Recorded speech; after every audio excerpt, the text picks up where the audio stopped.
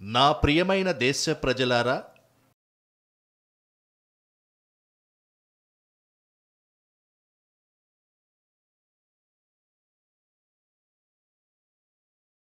ఈ స్వాతంత్ర్య మహోత్సవం 140 కోట్ల సంకల్పాల పర్వదినం. ఈ స్వాతంత్ర పర్వదినం సామూహిక విజయాల గౌరవోత్సవం. మన హృదయం ఉత్సాహంతో నిండిపోయింది.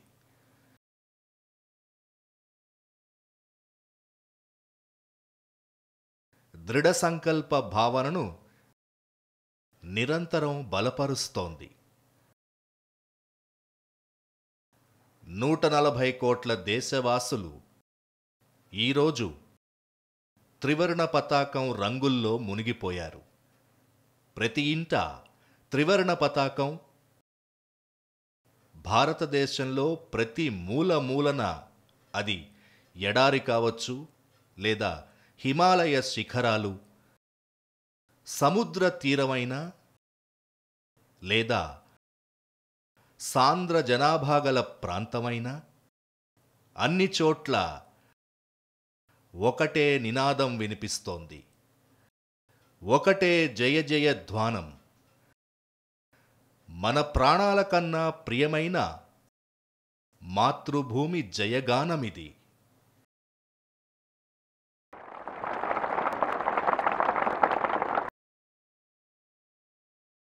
నా ప్రియమైన దేశ ప్రజలారా, 1947లో అనంత భావనలతో,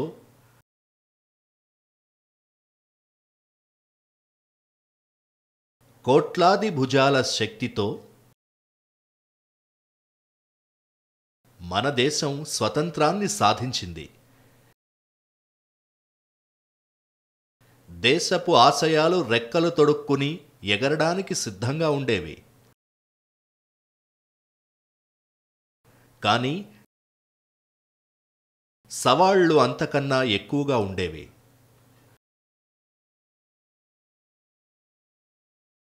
పూజ్య బాపు సిద్ధాంతాల్ని అనుసరిస్తూ రాజ్యాంగ సభ సభ్యులు ఒక ముఖ్యమైన బాధ్యతను నిర్వర్తించారు. భారత రాజ్యాంగం గత 75 సంవత్సరాలుగా ఒక వెలుగు దీపంలా మారి మనకు దారిని చూపుతోంది. భారత రాజ్యాంగ నిర్మాతల్లో అనేక మంది మహానుభావులు, డాక్టర్ రాజేంద్ర ప్రసాద్,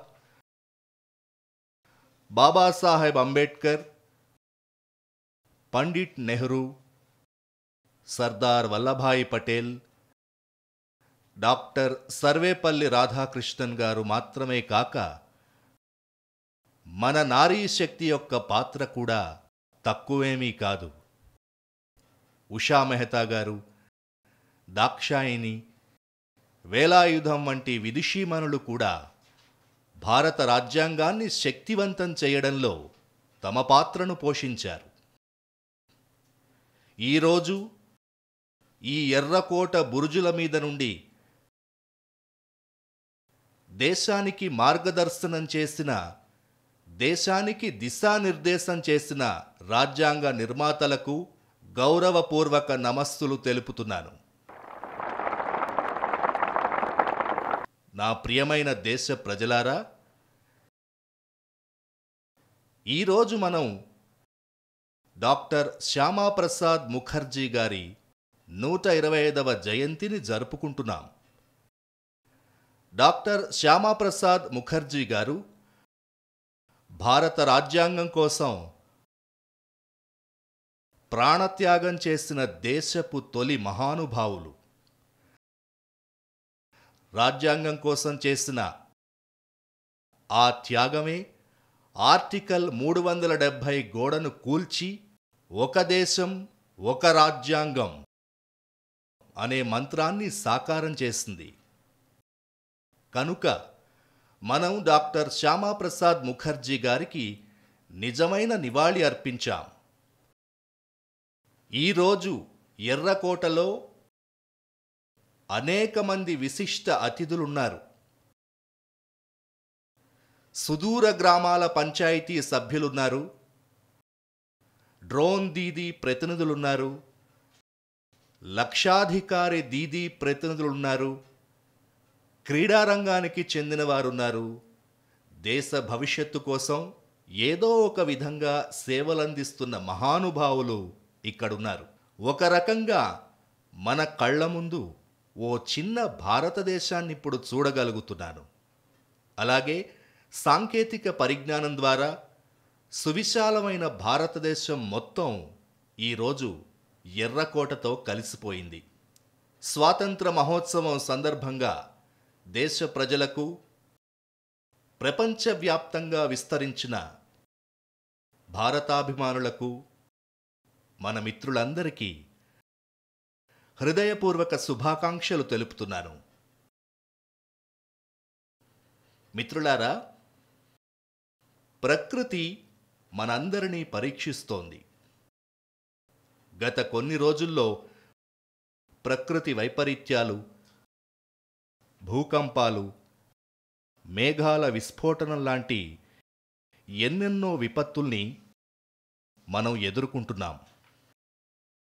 బాధితుల పట్ల మనకు సానుభూతుంది. రాష్ట్ర ప్రభుత్వాలు మరియు కేంద్ర ప్రభుత్వం కలిసి రక్షణ చర్యలు, సహాయక చర్యలు, పునరావాస కార్యక్రమాల్లో పూర్తిగా నిమగ్నమయ్యాయి. మిత్రులారా,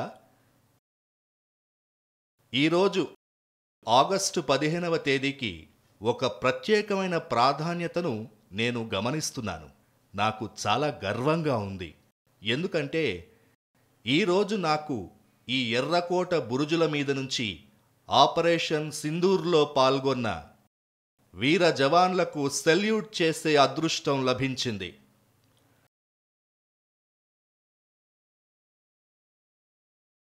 మన వీర జవాన్లు, సైనికులు శత్రువులు ఊహించలేని విధంగా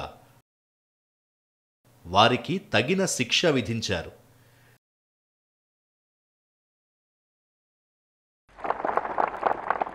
ఏప్రిల్ 22న పహల్గావ్లో సరిహద్దు దాటి వచ్చిన ఉగ్రవాదులు దారుణ మారణకాండ జరిపారు. మతమేంటో అడిగి అడిగి మరీ ప్రజల్ని చంపారు. భార్య కళ్ల ముందు భర్త తుపాకీ గుళ్ల బారిన పడ్డాడు. పిల్లల ఎదుట వారి తండ్రిని అత్యంత దారుణంగా హత్య చేశారు. మొత్తం భారతదేశం ఆగ్రహంతో ఊగిపోయింది. మొత్తం ప్రపంచమంతా ఈ రకమైన నరమేధాన్ని చూసి ఆశ్చర్యపోయింది. నా ప్రియమైన దేశవాసులారా, ఆపరేషన్ సింధూర్ ఆ ఆగ్రహానికి ప్రతిబింబమే.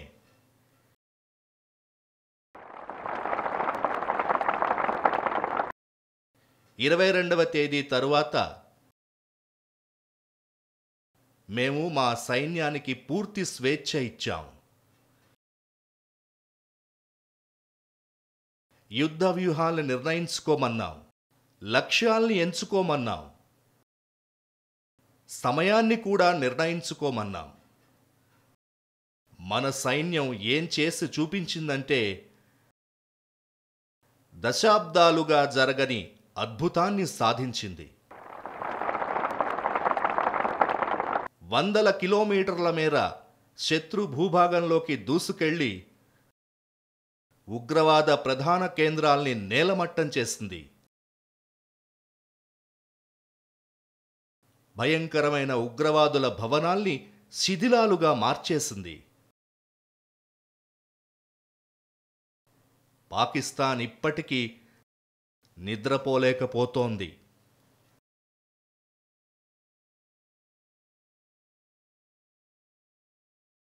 అక్కడ వినాశనం ఎంత భయంకరంగా ఉందంటే రోజురోజుకి వాళ్ళకి దడ పుడుతోంది.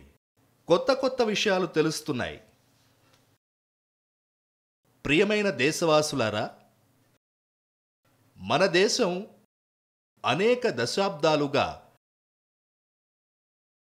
ఉగ్రవాదాన్ని భరిస్తూ వచ్చింది. ఈ దేశం గుండెను బుల్లెట్లతో చిల్లులు చేసి రక్తమోడేలా చేశారు. ఇప్పుడు మనం ఒక కొత్త నియమం పెట్టుకున్నాం.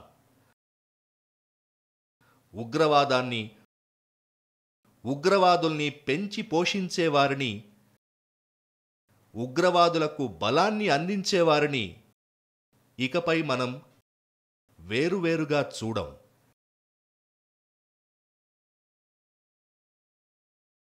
వాళ్ళంతా పూర్తిగా మానవతకు శత్రువులే.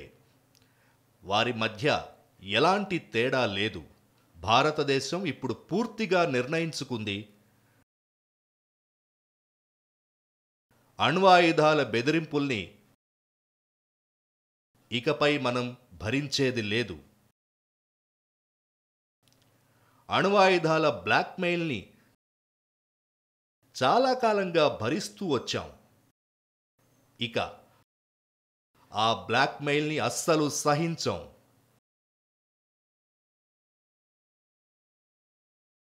ఇక ముందు కూడా శత్రువులు అలాంటి ప్రయత్నం చేస్తే మన సైన్యం నిర్ణయం తీసుకుంటుంది.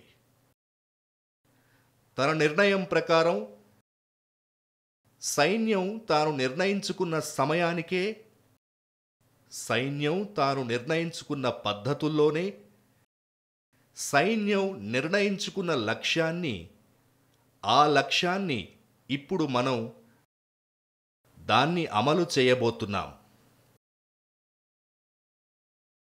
మనం సరైన జవాబిస్తాం. నా ప్రియమైన దేశ ప్రజలారా, భారతదేశం నిర్ణయం తీసుకుంది. రక్తం, నీళ్లు ఇకపై కలిసి ప్రవహించేది లేదు. ఇప్పుడు ఈ దేశ ప్రజలందరికీ తెలిసింది, సింధు ఒప్పందం ఎంత అన్యాయంతో కూడుకున్నదో, ఏ విధంగా ఏకపక్షమైనదో.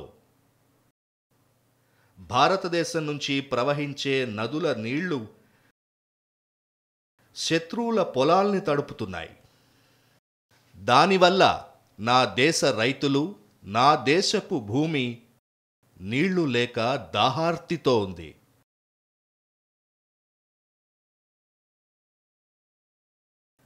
అదెలాంటి ఒప్పందం అంటే, అది గడిచిన 10 దశాబ్దాలుగా నా దేశ రైతులకి ఊహించనంత నష్టం చేస్తూనే ఉంది.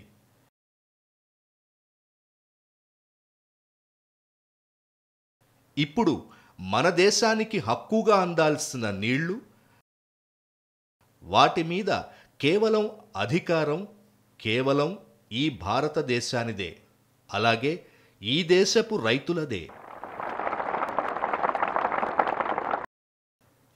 భారతదేశం సింధు నది ఒప్పందం వల్ల దాని యొక్క వికృతమైన స్వరూపాన్ని దశాబ్దాలుగా భరించింది. ఇక ఆ వక్రీకృత స్వరూపాన్ని అసలు సహించేది లేదు. రైతుల ప్రయోజనాలు, జాతీయ ప్రయోజనాల రీత్యా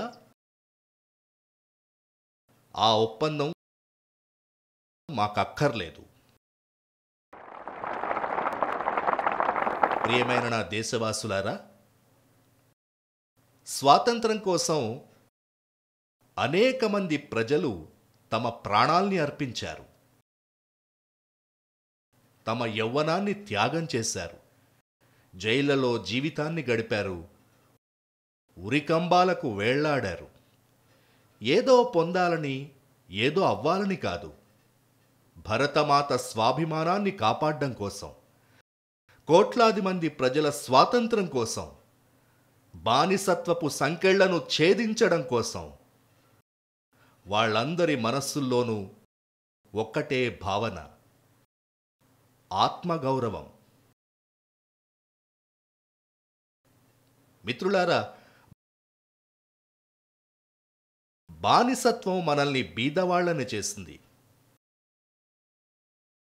బానిసత్వం మనల్ని ఇతరులపై ఆధారపడేలా చేసింది. అలా మనం ఆధారపడడం పెరిగిపోతూ వచ్చింది.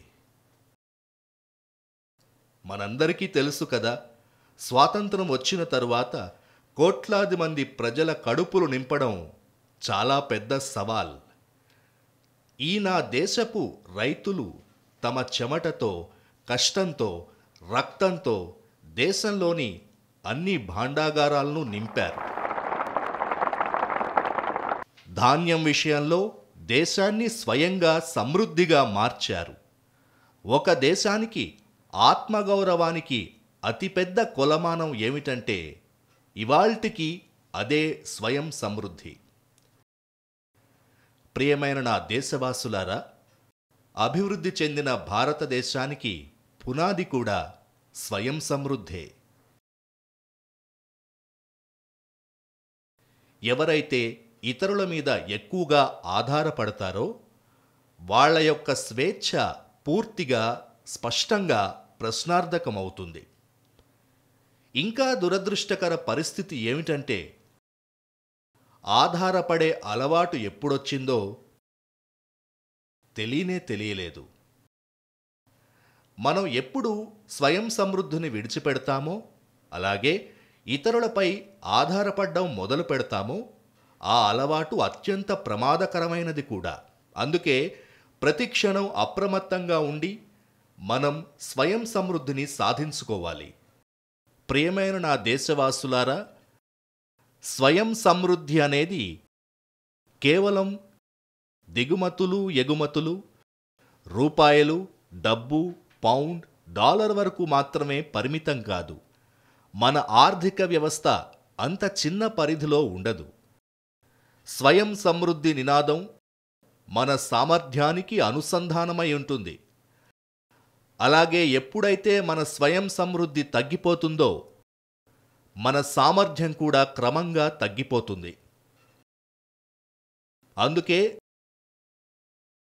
మన సామర్థ్యాన్ని కాపాడుకోవడం, దానిని నిలబెట్టుకోవడం కోసం, మరింతగా పెంచుకోవడం కోసం స్వయం సమృద్ధిని సాధించడం తప్పనిసరి. మిత్రులారా, మనం ఆపరేషన్ సింధూర్లో చూశాం కదా, మేడ్ ఇన్ ఇండియా అద్భుతాలు ఎలా ఉన్నాయో. శత్రువులకు అర్థం కూడా కాలేదు అసలవి ఏ ఆయుధాలో, అలాగే వాటి సామర్థ్యం ఎంతో. వాళ్ళని క్షణాల్లో అవి చావుదెబ్బ కొట్టాయి. ఆలోచించండి, ఒకవేళ మనం స్వయం సమృద్ధిగా ఉంటే, లేకపోతే మరి ఆపరేషన్ సింధూర్ అంత గొప్పగా విజయవంతం అయ్యేదా? ఎవరు సప్లై చేస్తారో తెలీదు, చెయ్యరో తెలీదు, పరికరాలు లభిస్తాయా లభించవా అన్న ఆందోళన ఉండేది కదా. కానీ మేడ్ ఇన్ ఇండియా ఆయుధాలు మన చేతుల్లో ఉన్నాయి, మన సైన్యం చేతుల్లో ఉన్నాయి. ఏ ఆందోళన లేకుండా, ఎలాంటి అడ్డంకులు లేకుండా, ఎలాంటి ఆలోచనలు లేకుండా మన సైన్యం పరాక్రమాన్ని చూపించింది. ఇక గత 10 సంవత్సరాలుగా ఒక ప్రత్యేక రంగంలో మనం స్వయం సమృద్ధి మిషన్తో ముందుకు సాగాం. దాని ఫలితాలు ఈరోజు మన కళ్ల ముందున్నాయి. మిత్రులారా, మరో విషయాన్ని కూడా నేనిప్పుడు మీకు చెప్పాలనుకుంటున్నాను. ఒక విషయం ఎవరూ ఖండించలేరు. 21వ శతాబ్దం సాంకేతికత ఆధారిత శతాబ్దం. సాంకేతికత ఆధారితమై ఉన్న ఈ కాలంలో మనం చరిత్రను పరిశీలిస్తే తెలుస్తుంది. చరిత్ర మనకు సాక్ష్యం. సాంకేతికతలో ముందడుగు వేస్తున్న దేశాలు అభివృద్ధి శిఖరాల్ని అధిరోహించాయి. ఆ దేశాలన్నీ ఆర్థిక శక్తి పరంగా అత్యున్నతమైన శిఖరాలకు చేరుకున్నాయి. సాంకేతికత యొక్క వివిధ కోణాల్ని మనం చర్చిస్తున్నప్పుడు నేను ప్రత్యేకంగా మీకు సెమీకండక్టర్ల గురించి చెప్పాలనుకుంటున్నాను. చాలా వివరంగా చెబుతాను. నేనిక్కడ ఎవరిని, ఎలాంటి ప్రభుత్వాన్ని విమర్శించేందుకు నిలబడలేదు. అయితే దేశంలోని యువతకు నిజమైన సమాచారం ఉండడం కూడా అంతే ముఖ్యం. మన దేశంలో 50-60 సంవత్సరాల క్రితమే సెమీకండక్టర్ పరిశ్రమపై ఆలోచన మొదలైంది. 50-60 ఏళ్ల క్రితమే కర్మాగారాల గురించి ప్రణాళికలు ప్రారంభమయ్యాయి. నా యువమిత్రులారా, ఇది తెలుసుకుంటే మీరు ఆశ్చర్యపోతారు. ఈరోజు ప్రపంచ శక్తిగా మారిపోయిన సెమీకండక్టర్ పరిశ్రమ 50-60 సంవత్సరాల క్రితం ఆలోచనలు, ఆ ఫైళ్లు ఆగిపోయాయి, నిలిచిపోయాయి, విఫలమయ్యాయి. సెమీకండక్టర్ ఆలోచనకు భ్రూణహత్య జరిగింది. 50-60 ఏళ్లు కోల్పోయాం. మన తర్వాత అనేక దేశాలు ఈ రంగంలో ముందుకెళ్ళాయి. భారత్ తిరిగి తన శక్తిని నిరూపిస్తూ ప్రపంచ వేదికపై స్థానం సంపాదించింది. మిత్రులారా, ఇప్పుడు మనం ఆ ఆలోచనల నుండి బయటపడుతున్నాం. మిషన్ మోడ్లో సెమీకండక్టర్ రంగాన్ని ముందుకు తీసుకెళ్తున్నాం. 6 వేరువేరు సెమీకండక్టర్ యూనిట్లు మన దేశంలో రూపుదిద్దుకుంటున్నాయి. 4 కొత్త యూనిట్లకు ఇప్పటికే గ్రీన్ సిగ్నల్ ఇచ్చాం.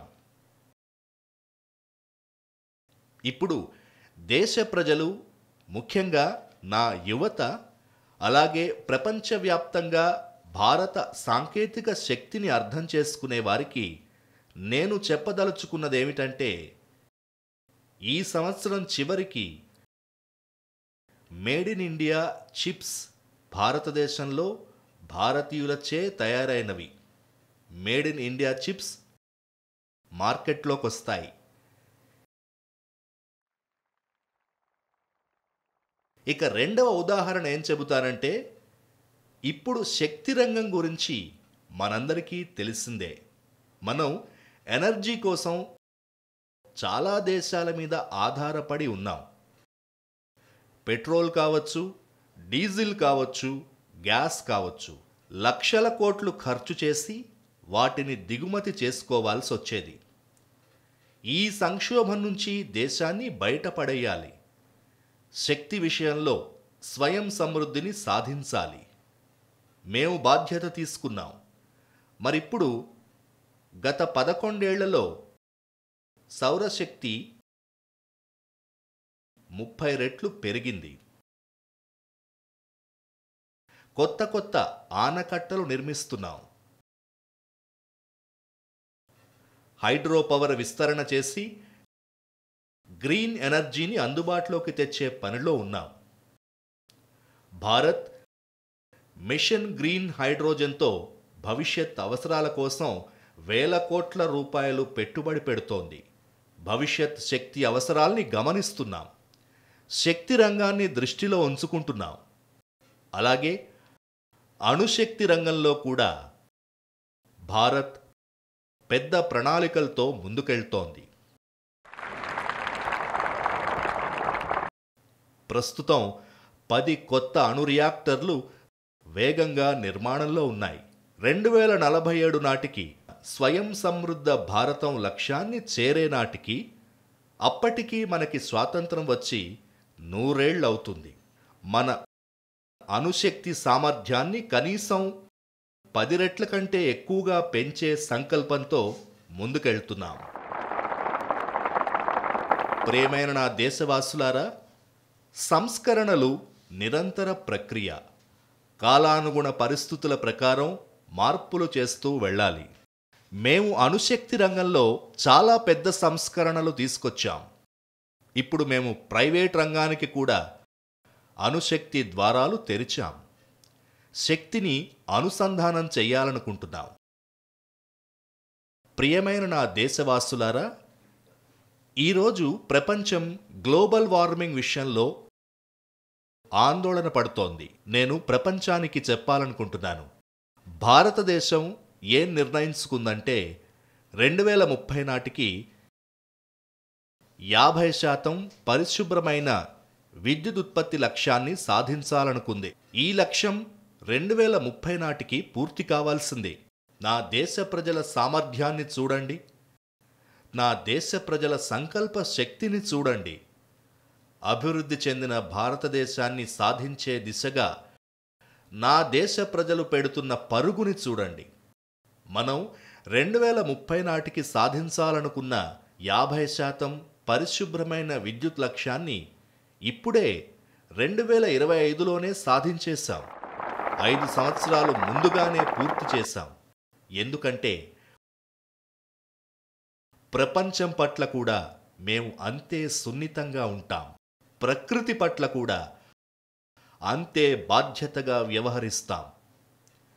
ప్రియమైన నా దేశవాసులారా, బడ్జెట్లో చాలా పెద్ద భాగం పెట్రోల్, డీజిల్, గ్యాస్ తీసుకురావడానికి ఖర్చవుతుంది.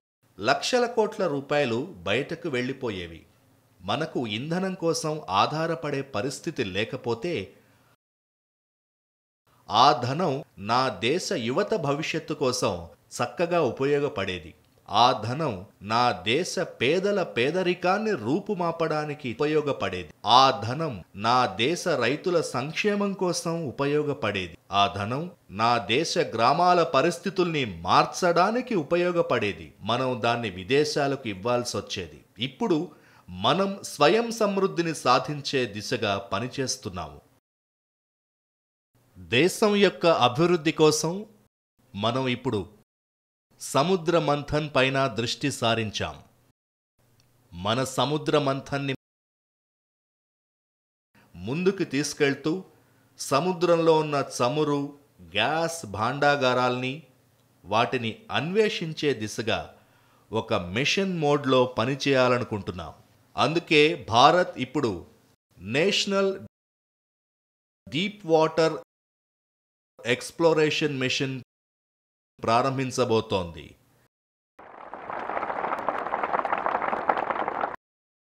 ఇంధన స్వావలంబన సాధించడానికి ఇది మా ముఖ్యమైన ప్రకటన. ప్రియమైన నా దేశవాసులారా, ఈరోజు మొత్తం ప్రపంచం క్రిటికల్ మినరల్స్ విషయంలో చాలా అప్రమత్తంగా ఉంది. వాటి ప్రాముఖ్యతను అందరూ బాగా అర్థం చేసుకుంటున్నారు. ఇప్పటి వరకు పెద్దగా దృష్టి లేని ఈ రంగం ఇప్పుడది చాలా ప్రాధాన్యతను సంతరించుకుంది. మనకు క్రిటికల్ మినరల్స్లో స్వయం సమృద్ధి అనేది చాలా అవసరం. ఎనర్జీ రంగమై ఉండొచ్చు, పరిశ్రమల రంగమై ఉండొచ్చు, రక్షణ రంగమై ఉండొచ్చు, టెక్నాలజీ రంగమై ఉండొచ్చు. ఇవాళ ఈ క్రిటికల్ మినరల్స్ టెక్నాలజీకి చాలా కీలక పాత్ర ఉంది. అందుకే మనం నేషనల్ క్రిటికల్ మినరల్స్ మిషన్ ప్రారంభించాం.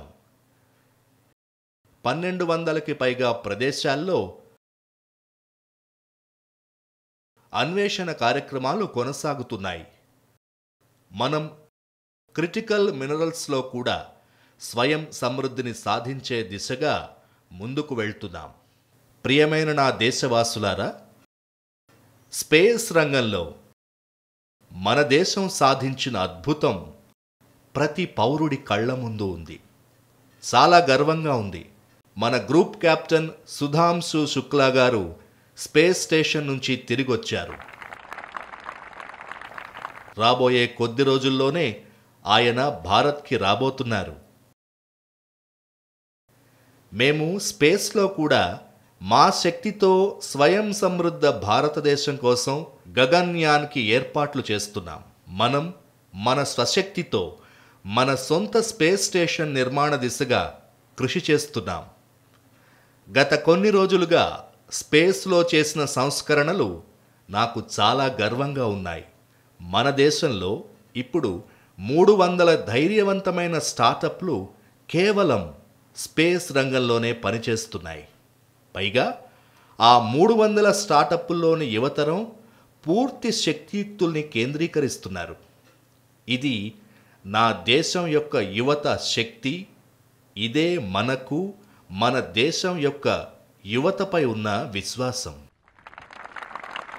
నా ప్రియమైన దేశ బాంధవులారా, 140 కోట్ల భారతీయులు 2047లో స్వాతంత్ర్యం సాధించి 100 సంవత్సరాలు పూర్తయ్యే సమయానికి వికసిత్ భారత్ అనే సంకల్పాన్ని సాకారం చేసేందుకు తమ సంపూర్ణ శక్తిని వినియోగిస్తున్నారు. ఈ సంకల్పాన్ని నెరవేర్చడానికి భారత్ ఈరోజు ప్రతి రంగంలోనూ ఆధునిక ఎకోసిస్టమ్ని నిర్మిస్తోంది. ఈ ఆధునిక ఎకోసిస్టమ్ ప్రతి రంగంలో మన దేశాన్ని స్వయం సమృద్ధిగా మార్చబోతోంది. ఈరోజు ఎర్రకోట ప్రాకారాల నుండి నా దేశ యువ శాస్త్రవేత్తలకు, నా ప్రతిభావంతులైన యువతకు, నా ఇంజనీర్లకు, ప్రొఫెషనల్స్కు మరియు ప్రభుత్వంలోని ప్రతి శాఖకు నేను పిలుపిస్తున్నాను. మనకంటూ తయారైన మేక్ ఇన్ ఇండియా ఫైటర్ జెట్ల కోసం జెట్ ఇంజిన్ మన దేశానిదే ఉండాలా వద్దా? మనం ఇప్పుడు ఫార్మా ఆఫ్ ది వరల్డ్గా గుర్తింపును పొందాం. వ్యాక్సిన్ రంగంలో మనం కొత్త రికార్డులు సృష్టిస్తున్నాం.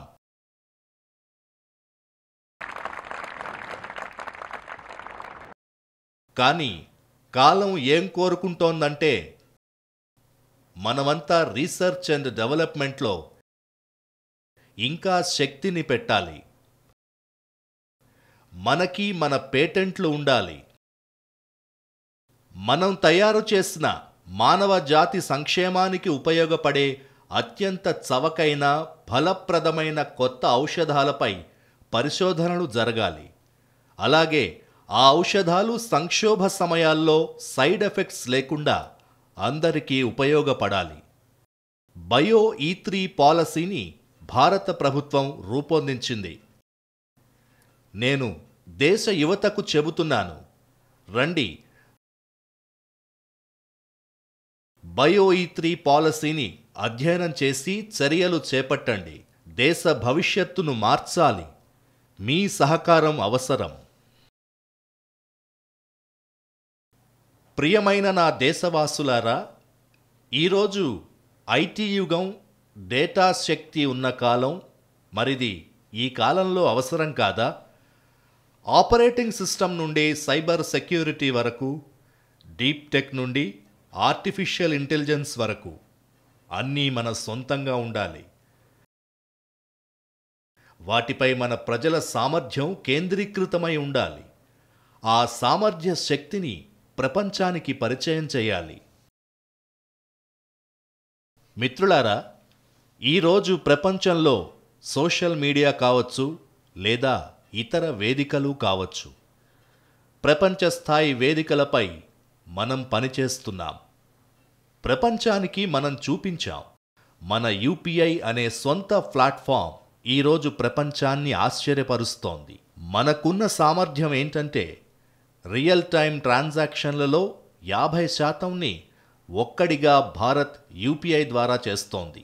దీనర్థం మనకి అంత శక్తి ఉందని. క్రియేటివ్ వరల్డ్ కావచ్చు, సోషల్ మీడియా కావచ్చు, ఇలా ఎన్ని రకాల వేదికలున్నా నా దేశ యువతను నేను సవాల్ చేస్తున్నాను. మనకు మన సొంత ప్లాట్ఫామ్లు ఎందుకు ఉండకూడదు? మనం ఎందుకు ఇతరులపై ఆధారపడాలి? ఎందుకు భారత సంపద బయటికెళ్ళాలి? ఎందుకంటే నాకు మీ సమర్థత మీద నమ్మకం ఉంది. ప్రియమైన నా దేశవాసులారా, ఎనర్జీ రంగంలో మనం ఆధారపడుతున్నట్టే అదేవిధంగా ఎరువుల విషయంలో కూడా దేశం దురదృష్టవశాత్తు ప్రపంచంపై ఆధారపడుతోంది. నా దేశ రైతులు ఎరువులను సరిగ్గా వినియోగించి భూమాతకు సేవ చేయగలరు. వాటిని ఇష్టం వచ్చినట్లుగా వాడడం వల్ల భూమాతకు చాలా నష్టం కలుగుతోంది. అందుకే నేను నా దేశ యువతకు ఏం చెప్పాలనుకుంటున్నానంటే, దేశంలోని పారిశ్రామిక వర్గాలకు చెప్పాలనుకుంటున్నాను. దేశంలోని ప్రాజెక్టుల రంగానికి చెప్పాలనుకుంటున్నాను. రండి, మనం ఎరువుల భాండాగారాల్ని నింపుదాం. మన కొత్త కొత్త విధానాల్ని కనుగొందాం. అలాగే భారతీయ అవసరాలకు అనుగుణంగా మనం మన ఎరువుల్ని తయారు చేసుకుందాం. మనం ఇతరుల మీద ఆధారపడకూడదు. మిత్రులారా, రాబోయే యుగం ఈవీలది. మరి మనం ఈవీ బ్యాటరీల్ని తయారు చేసుకోలేమా? వేరే వాళ్లపై ఆధారపడాలా? సోలార్ ప్యానెల్స్ విషయం కావచ్చు, ఎలక్ట్రానిక్ వాహనాలకు అవసరమైన అన్ని వస్తువులు అవన్నీ మన సొంతవే అయ్యుండాలి. మిత్రులారా, నేను ఈ మాట చెప్పే ధైర్యం ఎందుకు చేస్తున్నానంటే అది నా దేశ యువత సామర్థ్యం మీద ఉన్న నమ్మకమే కారణం. కేవలం నా ధైర్యమంతా నా దేశ యువతే. అది మాత్రమే కాదు, కోవిడ్ సమయంలో మనం చాలా విషయాల్లో ఇతరులపై ఆధారపడ్డాం. నేను నా దేశ యువతకు వ్యాక్సిన్లు మనవే ఉండాలని చెప్పినప్పుడు దేశం అది సాధించి చూపించింది. మనకు మన సొంత కోవిన్ ప్లాట్ఫామ్ కావాలి అని చెప్పినప్పుడు కూడా దేశం సాధించి చూపించింది. కోట్లాది మంది ప్రజల ప్రాణాల్ని రక్షించే పని మనం చేశాం. అదే ఉత్సాహం, అదే స్ఫూర్తి. మన జీవితంలో ప్రతి రంగంలో స్వయం సమృద్ధిని సాధించేందుకు శక్తినంతటినీ వెచ్చించాలి. మన సర్వశక్తుల్ని ధారపోసి చూపించాలి. సోదరులారా, గత 11 సంవత్సరాల్లో ఎంటర్‌ప్రెన్యూర్‌షిప్‌కి, ఉద్యమశీలతకు గొప్ప శక్తి లభించింది. ఇప్పుడు లక్షలాది స్టార్టప్లు టైర్ 2, టైర్ 3 నగరాల్లో దేశ ఆర్థిక శక్తికి అనేక ఆవిష్కరణలకు బలాన్నిస్తున్నాయి. అదేవిధంగా ముద్రా యోజన ద్వారా మన దేశంలోని కోటాను కోట్ల యువకులు, మన అక్కా చెల్లెళ్ళు, కోటాను కోట్ల మంది ముద్ర ద్వారా రుణాలు తీసుకుని తమ సొంత వ్యాపారాలు ప్రారంభిస్తున్నారు. వాళ్ళు తమ కాళ్లపై నిలబడ్డమే కాకుండా ఇతరులు తమ కాళ్లపై నిలబడే శక్తి పొందేలా చేస్తున్నారు. ఇది కూడా ప్రతి వ్యక్తిని స్వయం శక్తిగా మార్చే ఒక గొప్ప అవకాశాన్ని ఇస్తోంది. నా ప్రియ మిత్రులారా, ఉమెన్స్ సెల్ఫ్ హెల్ప్ గ్రూప్స్, ఒకప్పుడు ఎవరికీ పెద్దగా గుర్తురాని ఈ విభాగం గత 10 సంవత్సరాల్లో అద్భుతాలు సృష్టించింది. ఈరోజు వారి ఉత్పత్తులు ప్రపంచ మార్కెట్లలోకి ప్రవేశిస్తున్నాయి. లక్షల కోట్ల రూపాయల వ్యాపారం మన ఉమెన్స్ సెల్ఫ్ హెల్ప్ గ్రూప్స్ ద్వారా జరుగుతోంది. ఒకసారి నేను మన్ కీ బాత్లో బొమ్మల గురించి చెప్పాను. మనం కోట్ల రూపాయల విలువైన బొమ్మలను విదేశాల నుండి తెచ్చుకునేవాళ్ళం. నేను ఊరికే మన్ కీ బాత్లో అడిగాను, ఏంటంటే, అయ్యా నా దేశ యువకులారా, బొమ్మల కోసం కూడా మనం విదేశాల మీద ఆధారపడదామా అని. ఇప్పుడు నేను గర్వంగా చెప్పగలను, నా దేశం ఈరోజు బొమ్మలను ఎగుమతి చేయడం ప్రారంభించింది. అంటే దేశం యొక్క సామర్థ్యానికి ప్రతి రకమైన అవకాశాలు దక్కాలి, అన్ని అడ్డంకుల నుండి విముక్తి కలగాలి, దాన్ని సాధించి చూపేందుకు ప్రేరణ లభించాలి. ఈ దేశం చెయ్యగలదు. నేనీ దేశపు యువతకి చెప్తున్నాను, రండి, మీరు ఇన్నోవేటివ్ ఐడియాలు తీసుకురండి. మీ ఆలోచనల్ని చంపేయకండి స్నేహితులారా. ఈరోజు మీ ఆలోచన రేపటి తరానికి భవిష్యత్తుగా మారొచ్చు. నేను మీకు అండగా ఉన్నాను. మీకోసం పనిచేయడానికి సిద్ధంగా ఉన్నాను. మీ స్నేహితుడిగా మీతో కలిసి నడవడానికి సిద్ధంగా ఉన్నాను. రండి, ధైర్యం చూపండి, ముందడుగు వెయ్యండి. మ్యానుఫ్యాక్చరింగ్ గురించి ఆలోచిస్తున్న యువత, రండి, ముందుకు సాగండి. ప్రభుత్వ విధానాల్లో మార్పులు చేయాల్సొస్తే నాకు చెప్పండి. దేశం ఇప్పుడు వెనకబడాలనుకోవట్లేదు. 2047 ఎంతో దూరంలో లేదు. ప్రతి క్షణం విలువైంది. మనం ఒక్క క్షణం కూడా వృధా చేయాలనుకోవట్లేదు మిత్రులారా, సహచరులారా. ఇది ముందుకు సాగేందుకు ఒక అద్భుతమైన అవకాశం. ఇది పెద్ద కలలు కనడానికి ఒక సువర్ణ అవకాశం. ఇది మన సంకల్పానికి పూర్తిగా అంకితమయ్యే సమయం. ప్రభుత్వం మీతో ఉంది. నేను మీకు అండగా ఉన్నాను. ఇప్పుడు మనం కొత్త చరిత్రని సృష్టించగలం. సహచరులారా, ఈరోజు జాతీయ మ్యానుఫ్యాక్చరింగ్ మిషన్ వేగంగా ముందుకు వెళ్తోంది. మన ఎంఎస్ఎంఈలు ప్రపంచంలో తమ ప్రతిభను నిరూపించుకున్నాయి. ప్రపంచంలో తయారయ్యే పెద్ద పెద్ద వస్తువుల్లో ఎక్కడో ఒక చోట మన దేశ ఎంఎస్ఎంఈలు తయారు చేసిన సాధనాలు తప్పక వాడబడతాయి. అవి గర్వంగా, గౌరవంగా వెళ్తున్నాయి. కానీ మన లక్ష్యం సమగ్ర సమన్వయంతో కూడిన అభివృద్ధి మార్గం వైపు సాగడం. ఆ దిశగా వారి శక్తి పెరగాలి. నేను గతంలో ఓసారి ఇదే ఎర్రకోట నుండి చెప్పినట్లుగా జీరో డిఫెక్ట్ జీరో ఎఫెక్ట్ సూత్రం మన దారి. ప్రపంచ మార్కెట్లో మన సామర్థ్యాన్ని అంగీకరింపజేయాలంటే మన ఉత్పత్తుల నాణ్యతలో నిరంతర శిఖరాల్ని అధిరోహించాలి. ప్రపంచం క్వాలిటీని అంగీకరిస్తుంది కాబట్టి మన నాణ్యత అత్యుత్తమం కావాలి.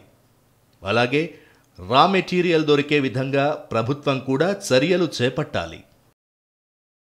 మన ఉత్పత్తి వ్యయాన్ని తగ్గించుకోవడానికి మనం కృషి చేయాలి. స్నేహితులారా, మనమందరం ఉత్పత్తి రంగంలో ఉన్న వాళ్ళమంతా పాటించాల్సిన మంత్రం ధర తక్కువ కానీ శక్తి ఎక్కువ. మన ప్రతి ఉత్పత్తి గట్టిగా ఉండాలి కానీ ధర తక్కువగా ఉండాలి. ఈ భావంతో మనం ముందుకు సాగాలి. నా ప్రియమైన దేశబాంధవులారా, స్వాతంత్రం కోసం అనేక మంది ప్రాణత్యాగం చేశారు. నేను మునుపు కూడా చెప్పాను, యవ్వనాన్ని అర్పించారు, ఉరికంబాలకు వేళ్లాడారు. ఎందుకు? దేశ స్వాతంత్రం కోసం. 75 నుంచి 100 ఏళ్ల క్రితం ఆ కాలాన్ని గుర్తు చేసుకోండి. మొత్తం దేశం స్వతంత్ర భారతం అనే మంత్రంతో జీవించింది. ఇప్పుడు కాలానుగుణమైన అవసరం ఏంటంటే స్వతంత్ర భారతం కోసం బ్రతికిన వారు మనకు స్వతంత్రాన్నిచ్చారు. ఇప్పుడు 140 కోట్ల భారతీయుల ఒక్కటే మంత్రం ఉండాలి, సమృద్ధ భారతం. ఎన్నో కోట్ల మంది త్యాగంతో స్వతంత్ర భారతం సాధ్యమైతే ఎన్నో కోట్ల మంది సంకల్పంతో, పురుషార్థంతో స్వయం సమృద్ధిని సాధిస్తే వోకల్ ఫర్ లోకల్ ఆచరణ వల్ల, స్వదేశీ మంత్రాన్ని జపించడం ద్వారా సమృద్ధ భారతదేశం సాధ్యమవుతుంది. స్వతంత్ర భారత్ కోసం గత తరం అర్పించుకుంది. ఈ తరం సమృద్ధి భారత్ కోసం కొత్త అడుగులు వెయ్యాలి. ఇదే సమయపు ఆజ్ఞ. అందుకే నేను మళ్ళీ కోరుతున్నాను, దేశంలోని అందరి ఇన్ఫ్లుయెన్సర్స్ని అభ్యర్థిస్తున్నాను, ఈ మంత్రాన్ని ముందుకు తీసుకెళ్లడంలో నాకు సాయం చెయ్యండి. అన్ని రాజకీయ పార్టీలకు, నేతలకు అందరికీ చెబుతున్నాను, రండి. ఇదెవరి పార్టీ అజెండా కాదు, భారత్ మనందరిది. మనం కలిసి వోకల్ ఫర్ లోకల్ అనే మంత్రాన్ని ప్రతి పౌరుడి జీవిత మంత్రంగా మార్చుదాం. భారతదేశంలో తయారైన, భారత పౌరుల చెమటతో తయారైన, భారత మట్టి వాసనతో నిండిన మన స్వయం సమృద్ధి సంకల్పానికి బలమిచ్చే వస్తువుల్నే కొనుక్కుందాం. వాటినే మనం వాడుకుందాం. మనందరి సమిష్టి సంకల్పం ఇదే కావాలి. చూడనే మనం ప్రపంచాన్ని మార్చేస్తాం. స్నేహితులారా, ప్రతి చిన్న పెద్ద వ్యాపారిని, దుకాణదారుణ్ణి నేను కోరుతున్నాను, మీ బాధ్యత కూడా ఉంది. మనం చిన్నప్పుడు మార్కెట్లో శుద్ధమైన నెయ్యి అని రాసిన బోర్డులు చూసేవాళ్ళం కాదు కదా. కేవలం నెయ్యి దుకాణం అని మాత్రమే రాసుండేది. కానీ కాలానుగుణంగా జనం శుద్ధమైన నెయ్యి అని రాయడం మొదలుపెట్టారు. అలాగే ఇప్పుడు వ్యాపారులు, దుకాణదారులు ముందుకు రావాలి. ఇక్కడ స్వదేశీ వస్తువులు అమ్మబడతాయి అని బోర్డులు పెట్టాలి. మనమంతా స్వదేశీపై గర్వపడాలి. చాలా గర్వంగా ఉపయోగించడం మొదలుపెట్టాలి. స్వదేశీని బలవంతంతో కాక బలంగా వాడాలి. అవసరమైతే ఇతరుల్ని కూడా వాడేలా మరియు గర్వించేలా చేయాలి. ఇది మన బలం కావాలి, మన మంత్రం కావాలి. నా ప్రియమైన దేశబాంధవులారా, ఎంతో కాలంగా ప్రభుత్వంలో పనిచేసే అవకాశం నాకు లభించింది. నేను అనేక ఎత్తుపల్లాలు చూశాను. ప్రభుత్వాలకు ఎదురయ్యే కష్టాలు కూడా నాకు బాగా తెలుసు. వ్యవస్థల పరిమితులు కూడా నాకు బాగా తెలుసు. అయినా సరే మన బాధ్యత ఏమిటంటే మనం మరెవరి గీతను చిన్నది చేయడానికి మన శక్తిని వృధా చేయకూడదు. నా అనుభవం చెబుతోంది, మరెవరైనా వేసిన గీతను చిన్నది చేయాలనే ప్రయత్నంలో మన శక్తిని, సమయాన్ని వృధా చేయకూడదు. మన గీతను పొడవుగా చేయడానికే మన శక్తిని పూర్తిగా ఉపయోగించాలి.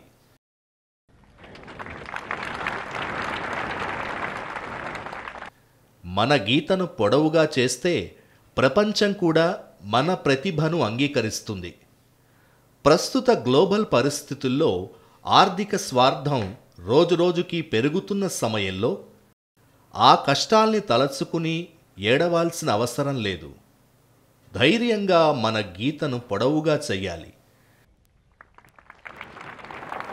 నా 25 ఏళ్ల పాలనా అనుభవంతో నేను చెప్పగలను, ఈ మార్గాన్ని మనం ఎంచుకుంటే, అందరూ ఎంచుకుంటే, ఏ స్వార్థ ప్రయోజనమైనా సరే మనల్ని ఏ ఉచ్చులోకి దించలేదు.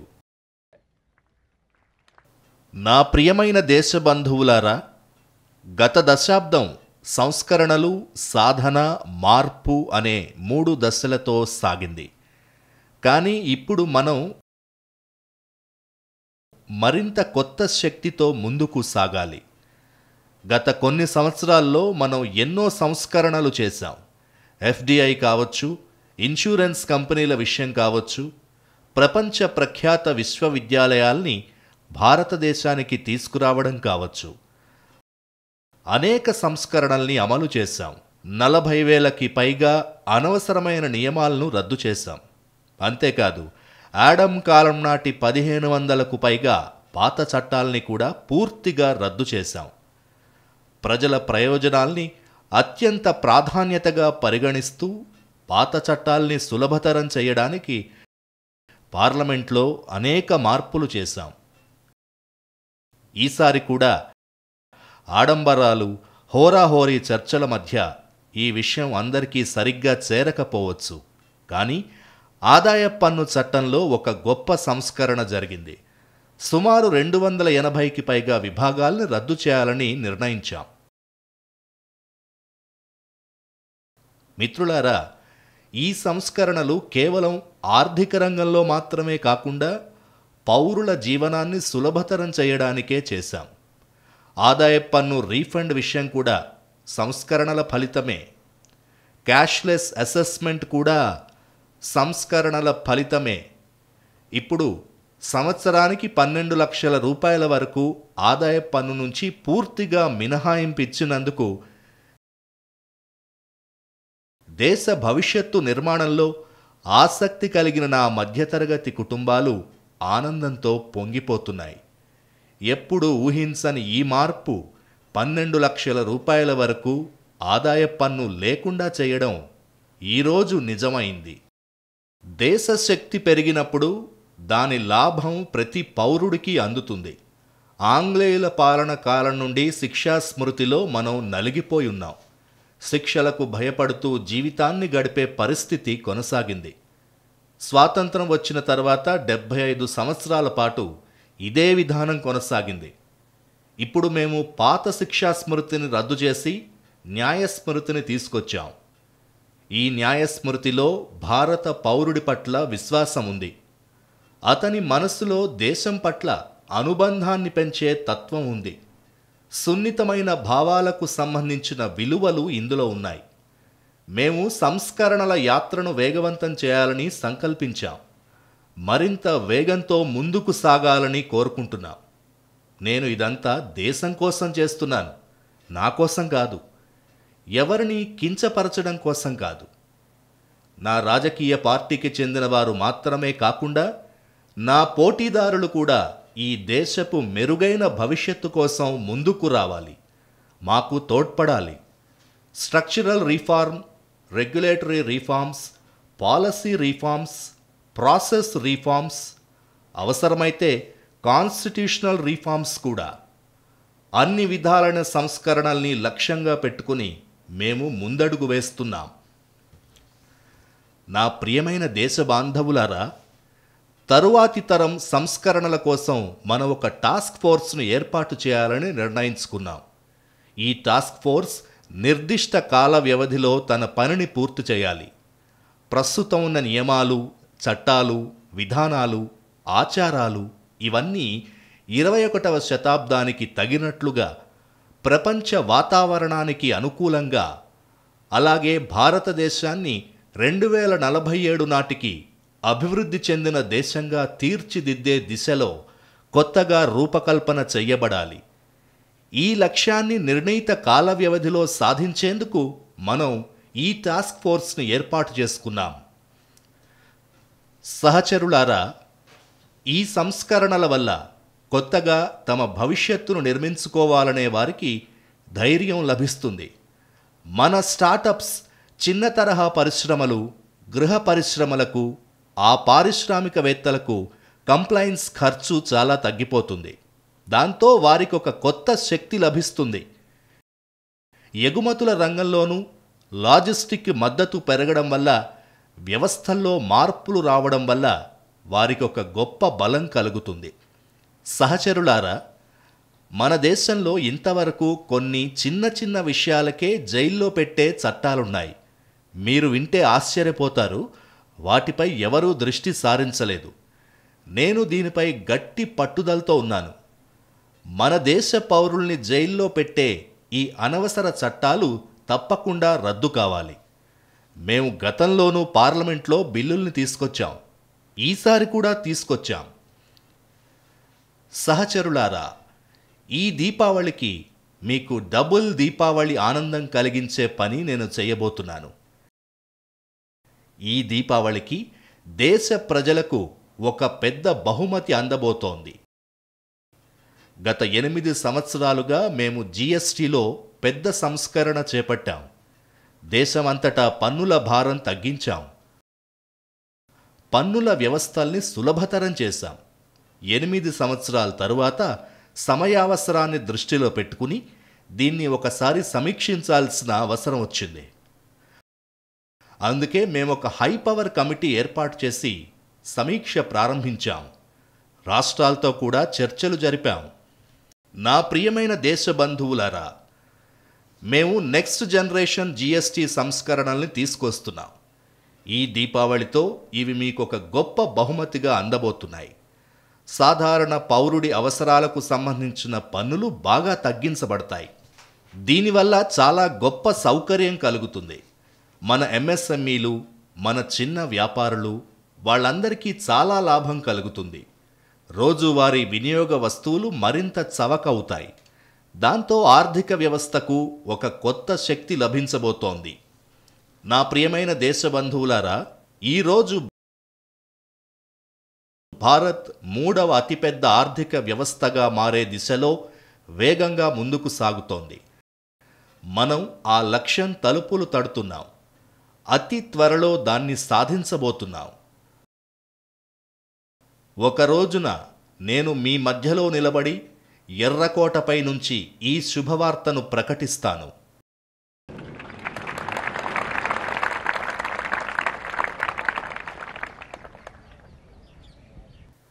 ప్రపంచంలోని ఆర్థిక అస్థిరతల మధ్య భారత ఆర్థిక క్రమశిక్షణ, భారత ఆర్థిక శక్తి ఆశాకిరణంగా నిలిచింది. సంక్షోభంలో చిక్కుకున్న గ్లోబల్ ఎకానమీ నుండి బయటపడిన దేశంగా భారత్పై విశ్వాసం పెరిగింది. నేడు ద్రవ్యోల్బణం నియంత్రణలో ఉంది. మన ఫారెన్ ఎక్స్చేంజ్ నిల్వలు చాలా బలంగా ఉన్నాయి. మన మ్యాక్రో ఎకానమిక్ సూచీలు పటిష్టంగా ఉన్నాయి. గ్లోబల్ రేటింగ్ ఏజెన్సీలు కూడా భారత్ను నిరంతరం ప్రశంసిస్తున్నాయి. భారత ఆర్థిక వ్యవస్థపై మరింత నమ్మకాన్ని వ్యక్తం చేస్తున్నాయి. ఈ పెరుగుతున్న ఆర్థిక వ్యవస్థ లాభం నా దేశ పేదలకు, రైతులకు, మహిళా శక్తికి, మధ్యతరగతికి అందాలి. నా దేశ అభివృద్ధి భూమికి బలం చేకూర్చేలా ఉండాలి. ఆ దిశగా మేము కొత్త ప్రయత్నాల్ని చేస్తున్నాం. ఈరోజు యువతకు కొత్త కొత్త రంగాల్లో అవకాశాలు రూపుదిద్దుకుంటున్నాయి. నైపుణ్యాభివృద్ధి, స్వయం ఉపాధి, పెద్ద పెద్ద కంపెనీల్లో ఇంటర్న్షిప్లు, వీటన్నింటిపై దేశవ్యాప్తంగా ఒక విస్తృత స్థాయి ఉద్యమం కొనసాగుతోంది. అందుకే దేశ యువతకు ఈరోజు నేను ఒక శుభవార్త తీసుకొచ్చాను. నా దేశ యువత కోసం ఈరోజు ఆగస్టు 15న స్వాతంత్ర దినోత్సవం రోజునే మేము 1,00,000 కోట్ల రూపాయల విలువైన పథకాన్ని ప్రారంభిస్తున్నాం. ఈ రోజు నుండే ప్రధానమంత్రి వికసిత్ భారత్ రోజ్గార్ పథకం అమల్లోకి వస్తోంది. ఇది మీకు చాలా ఆనందకరమైన వార్త. ఈ పథకం ప్రకారం ప్రైవేట్ రంగంలో తొలిసారి ఉద్యోగం పొందే ప్రతి యువకుడు లేదా యువతికి ప్రభుత్వం తరపున 15,000 రూపాయలు అందజేయబడతాయి. అదేవిధంగా కొత్త ఉద్యోగ అవకాశాలు ఎక్కువగా సృష్టించే కంపెనీలకు కూడా ప్రోత్సాహక నిధి ఇవ్వబడుతుంది. ప్రధానమంత్రి వికసిత్ భారత్ రోజ్గార్ యోజన సుమారు 3,50,00,000 యువతకు కొత్త ఉద్యోగ అవకాశాల్ని సృష్టించనుంది. ఈ సందర్భంగా యువతకు నా హృదయపూర్వక అభినందనలు తెలియజేస్తున్నాను. నా ప్రియమైన దేశబాంధవులారా, ఈరోజు భారత్లో స్త్రీ శక్తిని అందరూ గౌరవంగా అంగీకరిస్తున్నారు. పెరుగుతున్న ఆర్థిక వ్యవస్థ ఫలాల్ని పొందుతున్నది మన మహిళే. కానీ ఆ ఆర్థిక వ్యవస్థ వేగంగా ముందుకు సాగేందుకు కూడా మన నారీ శక్తి, మన మాతృశక్తి, మన స్త్రీ శక్తి గొప్ప పాత్ర పోషిస్తోంది. స్టార్టప్ల నుంచి అంతరిక్ష రంగం వరకు మన ఆడపిల్లలు తమ ప్రతిభతో రాణిస్తున్నారు. క్రీడా మైదానాల్లో విజయం సాధిస్తున్నారు. సైన్యంలో వెలుగులు నింపుతున్నారు. ఈరోజు గర్వంగా భుజం భుజం కలిపి దేశ అభివృద్ధి యాత్రలో భాగస్వాములవుతున్నారు. ఎన్డీఏ మహిళా అభ్యర్థుల మొదటి బ్యాచ్ పాసౌట్ అయినప్పుడు దేశం చాలా గర్వించింది. ఆ కార్యక్రమాన్ని దేశంలోని అన్ని టీవీ ఛానల్స్ ప్రసారం చేశాయి. అది నిజంగా గొప్ప గౌరవ క్షణం. సెల్ఫ్ హెల్ప్ గ్రూపులు, 10 కోట్లకు పైగా సభ్యులున్న అక్కా చెల్లెమ్మలు అద్భుతాలు సృష్టిస్తున్నారు. నమో డ్రోన్ దీదీ అనే కార్యక్రమం నారీ శక్తికి ఒక కొత్త గుర్తింపుగా నిలిచింది. ఒకసారి నేను ఓ గ్రామంలో ఒక సోదరిని కలిశాను. ఇప్పుడు మా గ్రామస్తులు నన్ను పైలట్ అని పిలుస్తున్నారు అని ఆమె సంతోషంగా చెప్పింది. ఎక్కువ చదువుకోకపోయినా ఆమె తనకంటూ ఒక గౌరవాన్ని సంపాదించుకుంది. సహచరులారా, మనం 3 కోట్ల మంది మహిళల్ని లక్షాధికారి దీదీలుగా మార్చాలనే సంకల్పం చేశాం. 3 కోట్ల లక్ష్యానికి చేరుకోవడంలో మనం వేగంగా ముందుకు సాగుతున్నాం. సమయానికి ముందే 3 కోట్ల లక్ష్యాన్ని పూర్తి చేస్తామని నాకు నమ్మకం ఉంది. ఈరోజు నేను మరో విషయాన్ని దేశానికి చెప్పాలనుకుంటున్నాను. నా నారీ శక్తి సామర్థ్యాన్ని చూడండి. రెప్పపాటు సమయంలోనే 2 కోట్ల మంది మహిళలు ఇప్పటికే లక్షాధికారి దీదీలుగా మారిపోయారు. ఈరోజు కొందరు లక్షాధికారి దీదీలు మన కళ్ల ముందున్నారు. ఈ మహిళల భాగస్వామ్యం భారతదేశం అభివృద్ధి యాత్రలో మరింతగా ఉంటుందని నా నమ్మకం, విశ్వాసం. మిత్రులారా, ప్రియమైన దేశవాసులారా, నా దేశ రైతులకి భారత ఆర్థిక వ్యవస్థలో చాలా పెద్ద భాగస్వామ్యం ఉంది. భారతదేశంలో రైతులకు శ్రమ ఫలితాలు అందుతున్నాయి. గత సంవత్సరం ధాన్య ఉత్పత్తిలో నా దేశ రైతులు మునుపటి అన్ని రికార్డుల్ని తిరగరాశారు. ఇది నా దేశ సామర్థ్యం. అంతేకాక వ్యవసాయ భూమి అదే కానీ వ్యూహాలు మారాయి. నీటి సరఫరా చాలా మెరుగవుతోంది. మంచి విత్తనాలు లభించడం మొదలైంది.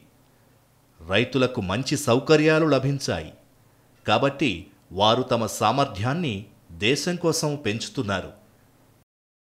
ఈరోజు భారత్ పాలు, పప్పు, జ్యూట్ వంటి ఉత్పత్తుల్లో ప్రపంచంలో మొట్టమొదటి స్థానాన్ని సాధించింది. ఈరోజు ప్రపంచంలో 2వ అతిపెద్ద మత్స్య ఉత్పత్తిదారులు నా మత్స్యకారులు అయిన నా సోదరీమణుల శక్తిని చూడండి. చేపల ఉత్పత్తిలో ప్రపంచంలో మనం 2వ స్థానానికి చేరుకున్నాం.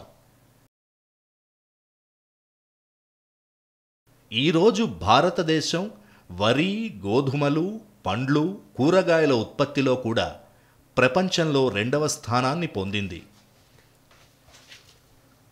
సహచరులారా, మీకు ఆనందంగా ఉండాలి. నా దేశ రైతులిచ్చే ఉత్పత్తి ఇప్పుడు ప్రపంచ మార్కెట్కి చేరుతోంది. 4 లక్షల కోట్ల రూపాయల వ్యవసాయ ఉత్పత్తి ఎగుమతి జరిగింది.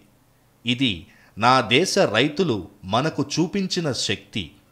మనం చిన్న రైతులు, పశుపాలకులు, మత్స్యకారులు అయినా దేశాభివృద్ధి కోసం ఆహార ప్రణాళికల లాభాల్ని ఈరోజు మనం అందిస్తున్నాం. ప్రధానమంత్రి రైతు సన్మాన్ నిధి, వర్షజల సేకరణ, సాగు ప్రణాళికలు, నాణ్యమైన విత్తనాలు, ఖరీఫ్ ఫర్టిలైజర్ అవసరాలు, ప్రతి రంగంలో రైతుకి విశ్వాసం ఏర్పడింది. మరియు ఫామ్ ఇన్సూరెన్స్ కూడా అందుతోంది. ఇది రైతుని ధైర్యవంతుడిగా మారుస్తుంది మరియు దాని ఫలితం దేశానికి లభిస్తోంది. ఇది మొదట కల్పనగా మాత్రమే ఉండేది, కానీ ఈరోజు నిజమై వాస్తవమైంది. దేశవాసులారా, మన దేశంలోని పశువుల్ని రక్షించడానికి మనకి కోవిడ్ వ్యాక్సిన్ ఉచితంగా లభించిన విషయం గుర్తుంది కదా. కానీ ఇప్పుడు పశువుల కోసం కూడా 125 కోట్ల డోసులు ఉచితంగా అందజేశారు. ఫుట్ అండ్ మౌత్ డిసీజుల నుంచి రక్షణ కోసం ఉత్తర భారతదేశంలోని ఖుర్పక, ముహ్పక రోగం అంటారు. 125 కోట్ల డోసుల్ని మనం ఉచితంగా పంపిణీ చేశాం. వ్యవసాయ పరంగా దేశంలోని కొన్ని జిల్లాలు ఇతర జిల్లాల కంటే వెనకబడున్నాయి. ఏదో కారణాల వల్ల సుమారుగా 100 జిల్లాలు అలాంటి పరిస్థితుల్లో ఉన్నాయి. అందువల్ల మనం ఆ 100 జిల్లాల్ని గుర్తించి అక్కడి రైతులకి శక్తి ఇవ్వడం, రైతుల్ని బలపరచడం, సహాయం అందించడం అనే ఒక పథకాన్ని చేపట్టాం. దీనికోసం ప్రధానమంత్రి ధన్ ధాన్య వ్యవసాయ పథకాన్ని ప్రారంభించాం. ఈ పథకం ద్వారా ఆ 100 జిల్లాలకు కొంచెం సహాయం అందిస్తే అక్కడి రైతు కూడా భారతంలోని ఇతర రైతులతో సమానంగా మంచి ఫలితాల్ని సాధించగలుగుతాడు. ప్రియమైన దేశవాసులారా, భారత రైతులు, భారత పశుపాలకులు, భారత మత్స్యకారులు ఇవి మన ప్రధాన ప్రాధాన్యతల్లో ఉన్నవే. భారత రైతులు, భారత మత్స్యకారులు, భారత పశుపాలకులకు సంబంధించి ఏవైనా హానికరమైన విధానాల ముందు మోదీ ఒక భవనం లాంటి గోడగా నిలుస్తాడు.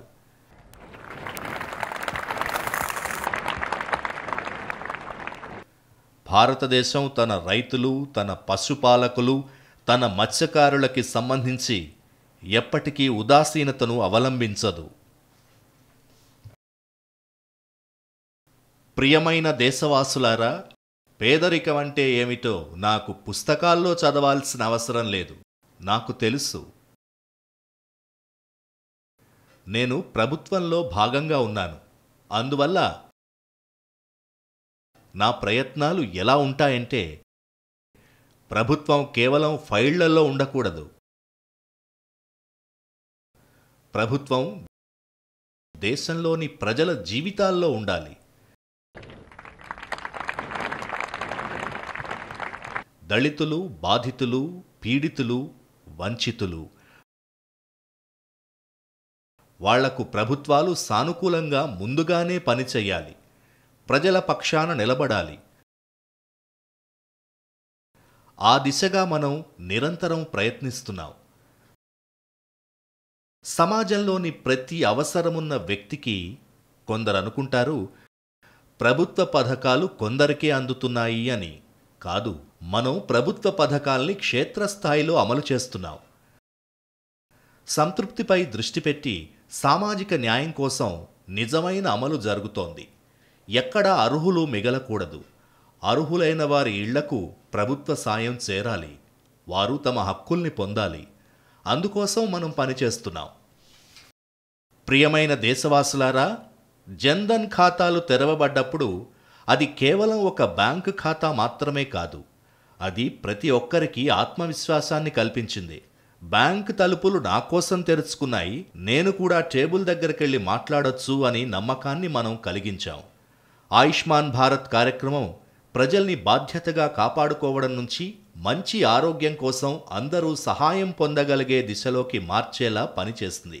మనం వృద్ధ పౌరులకు 5 లక్షల రూపాయల వరకు సహాయం అందించడం ద్వారా వాళ్లకు ఆరోగ్యంపై ఆందోళనను తగ్గించాం. ఈరోజు ప్రధానమంత్రి ఆవాస్ యోజన పథకం ద్వారా 4 కోట్ల మంది బీదవారికి ఇళ్లు కట్టించడం అంటే వాళ్ళ జీవితాల్లో కొత్త కలల్ని నింపడం జరిగింది. ఇవి కేవలం 4 గోడలు మాత్రమే కాదు, స్నేహపూర్వక జీవితానికి పునాదులు. వీధి వ్యాపారుల వర్గానికి ప్రధానమంత్రి స్వనిధి యోజన ద్వారా సహాయం, మునుపు వడ్డీ సమస్యల్లో సడలిపోతున్న వారికి ఈరోజు యూపీఐ ద్వారా డబ్బు తీసుకోవడం, ఇవ్వడం సాధ్యమైంది. ఈ మార్పు చివరి వ్యక్తి వరకు ప్రభుత్వం ప్రజల జీవితాల్లో చేరగలదనే విశ్వాసాన్ని తీసుకొచ్చింది. ఇదే కారణంతో భూమితో సంబంధం ఉన్న పథకాలు తయారవుతున్నాయి. అవి భూమిపై అమలవుతాయి మరియు భూమిపై అమలైన పథకాలు జీవితంలో బలీయమైన మార్పును తీసుకొస్తాయి.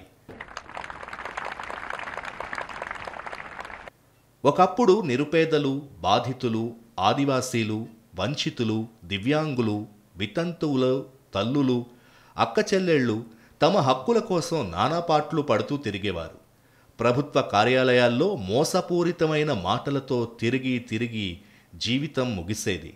ఈరోజు ప్రభుత్వం మీ గుమ్మం దగ్గరకే వస్తోంది. సంతృప్తి దృష్టితో కోట్ల మంది లబ్ధిదారులకు ప్రధానమంత్రి డైరెక్ట్ బెనిఫిట్ ట్రాన్స్ఫర్ ద్వారా సహాయం అందుతోంది. ఇది ఒక విప్లవాత్మకమైన మార్పు. సహచరులారా, పేదరికాన్ని తొలగించండి అనే నినాదాలను ఈ దేశం చాలా వింది. ఈ ఎర్రకోట నుంచి కూడా వినిపించాయి. దేశం ఆ మాటలు విని అలిసిపోయింది. ఇక పేదరికాన్ని తొలగించడం సాధ్యం కాదని ఈ దేశం కూడా అనేసుకుంది. కానీ మనం ప్రభుత్వ పథకాల్ని ప్రతి పేద కుటుంబానికి చేరువ చేస్తే, వాళ్ల మనసుల్లో నమ్మకాన్ని పాదుకొల్పితే, నా దేశంలోని 25 కోట్ల పేదలు పేదరికాన్ని అధిగమించి కొత్త చరిత్రను సృష్టిస్తున్నారు. ఈరోజు 10 కోట్ల మంది పేదలు, అలాగే తరువాతి 10 సంవత్సరాల్లో 25 కోట్లకు పైగా పేదలు పేదరికాన్ని జయించి ఒక కొత్త మిడిల్ క్లాస్ రూపుదిద్దుకుంది. సహచరులారా, ఈ కొత్త మిడిల్ క్లాస్ మరియు మిడిల్ క్లాస్ ఒక అద్భుతమైన జంట.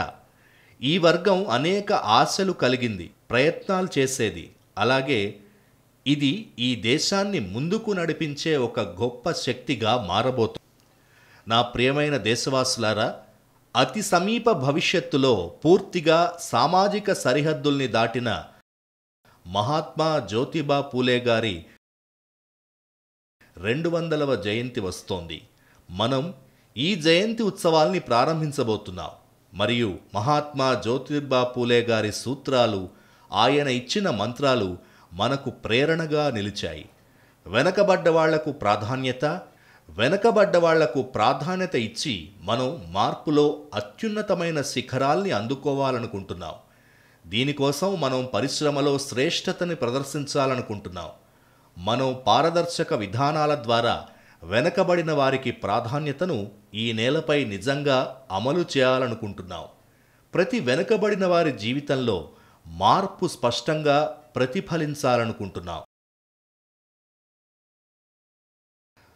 సహచరులారా, వీధి వ్యాపారులకు స్వనిధి యోజన అంటే, లేదా మన గౌరవం కలిగిన చేతివృత్తి పనివాళ్ల కోసం విశ్వకర్మ పథకం గురించి, లేదా ఆదివాసీ ప్రాంతంలో వెనకబడిన వారికి పిఎం జన్మన్ యోజన గురించి, లేదా వర్ధమాన భారతదేశంలో సమానత్వాన్ని అభివృద్ధి పథంలోకి తీసుకెళ్లడం, వాళ్లకు నాయకత్వాన్ని ఇచ్చే దిశగా పనిచేయడం గురించి చూస్తే, మనం కేవలం సామాజికంగా వెనకబడ్డ వాళ్ల దగ్గర మాత్రమే ఆగిపోకూడదు.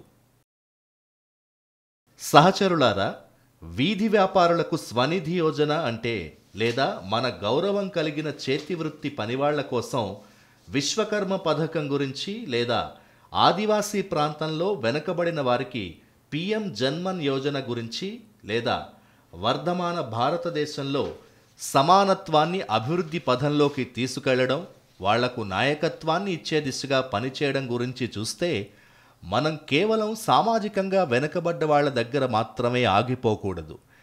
ఏ ప్రాంతాలు, జిల్లాలు, తాలూకాలు వెనకబడ్డాయో అక్కడ కూడా మనం ప్రాధాన్యతను పెంచాలనుకుంటున్నాం. దానికోసం 100 ఆస్పిరేషనల్ జిల్లాలు, 500 ఆస్పిరేషనల్ బ్లాక్స్ని గుర్తించి ఆ మిషన్పై పనిచేస్తున్నాం.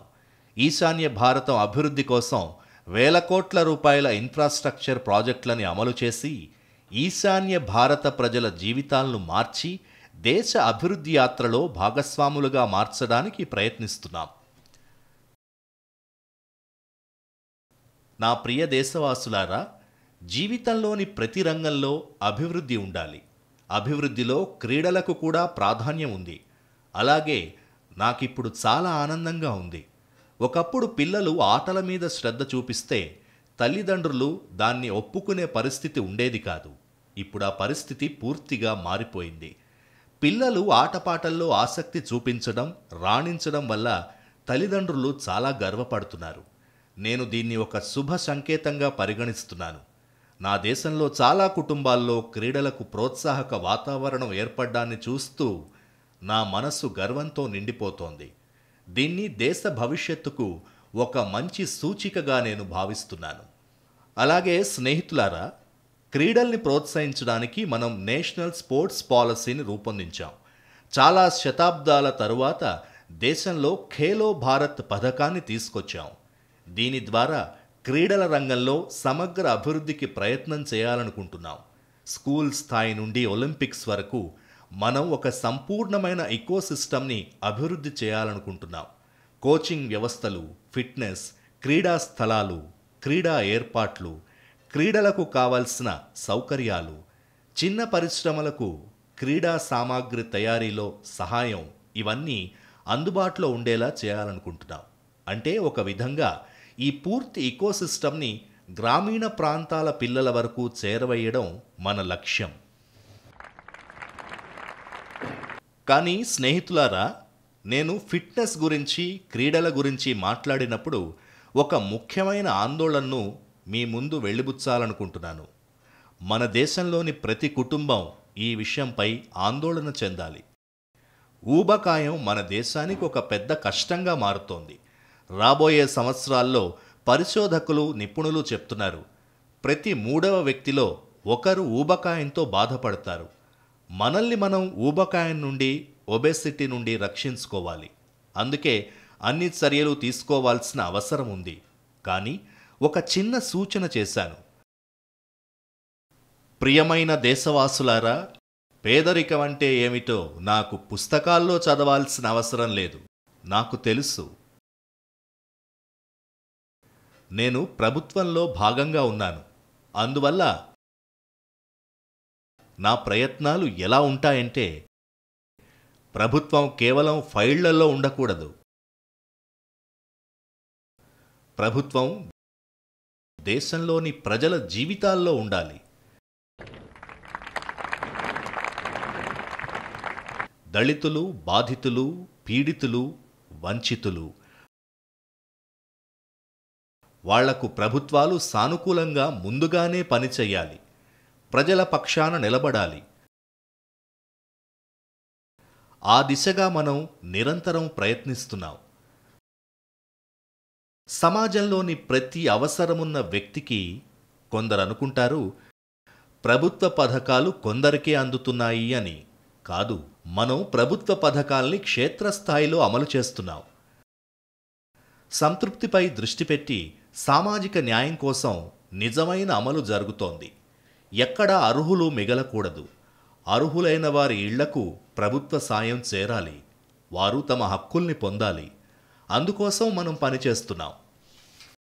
ప్రియమైన దేశవాసులారా, జన్ధన్ ఖాతాలు తెరవబడ్డప్పుడు అది కేవలం ఒక బ్యాంకు ఖాతా మాత్రమే కాదు.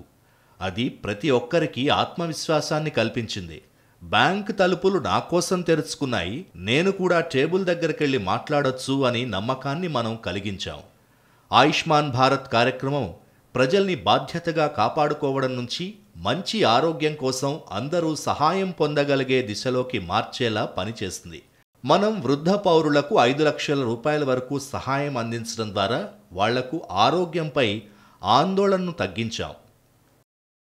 ఈరోజు ప్రధానమంత్రి ఆవాస్ యోజన పథకం ద్వారా 4 కోట్ల మంది బీదవారికి ఇళ్లు కట్టించడం అంటే వాళ్ల జీవితాల్లో కొత్త కలల్ని నింపడం జరిగింది. ఇవి కేవలం 4 గోడలు మాత్రమే కాదు, స్నేహపూర్వక జీవితానికి పునాదులు. వీధి వ్యాపారుల వర్గానికి ప్రధానమంత్రి స్వనిధి యోజన ద్వారా సహాయం, మునుపు వడ్డీ సమస్యల్లో సడలిపోతున్న వారికి ఈరోజు యూపీఐ ద్వారా డబ్బు తీసుకోవడం, ఇవ్వడం సాధ్యమైంది. ఈ మార్పు చివరి వ్యక్తి వరకు ప్రభుత్వం ప్రజల జీవితాల్లో చేరగలదనే విశ్వాసాన్ని తీసుకొచ్చింది.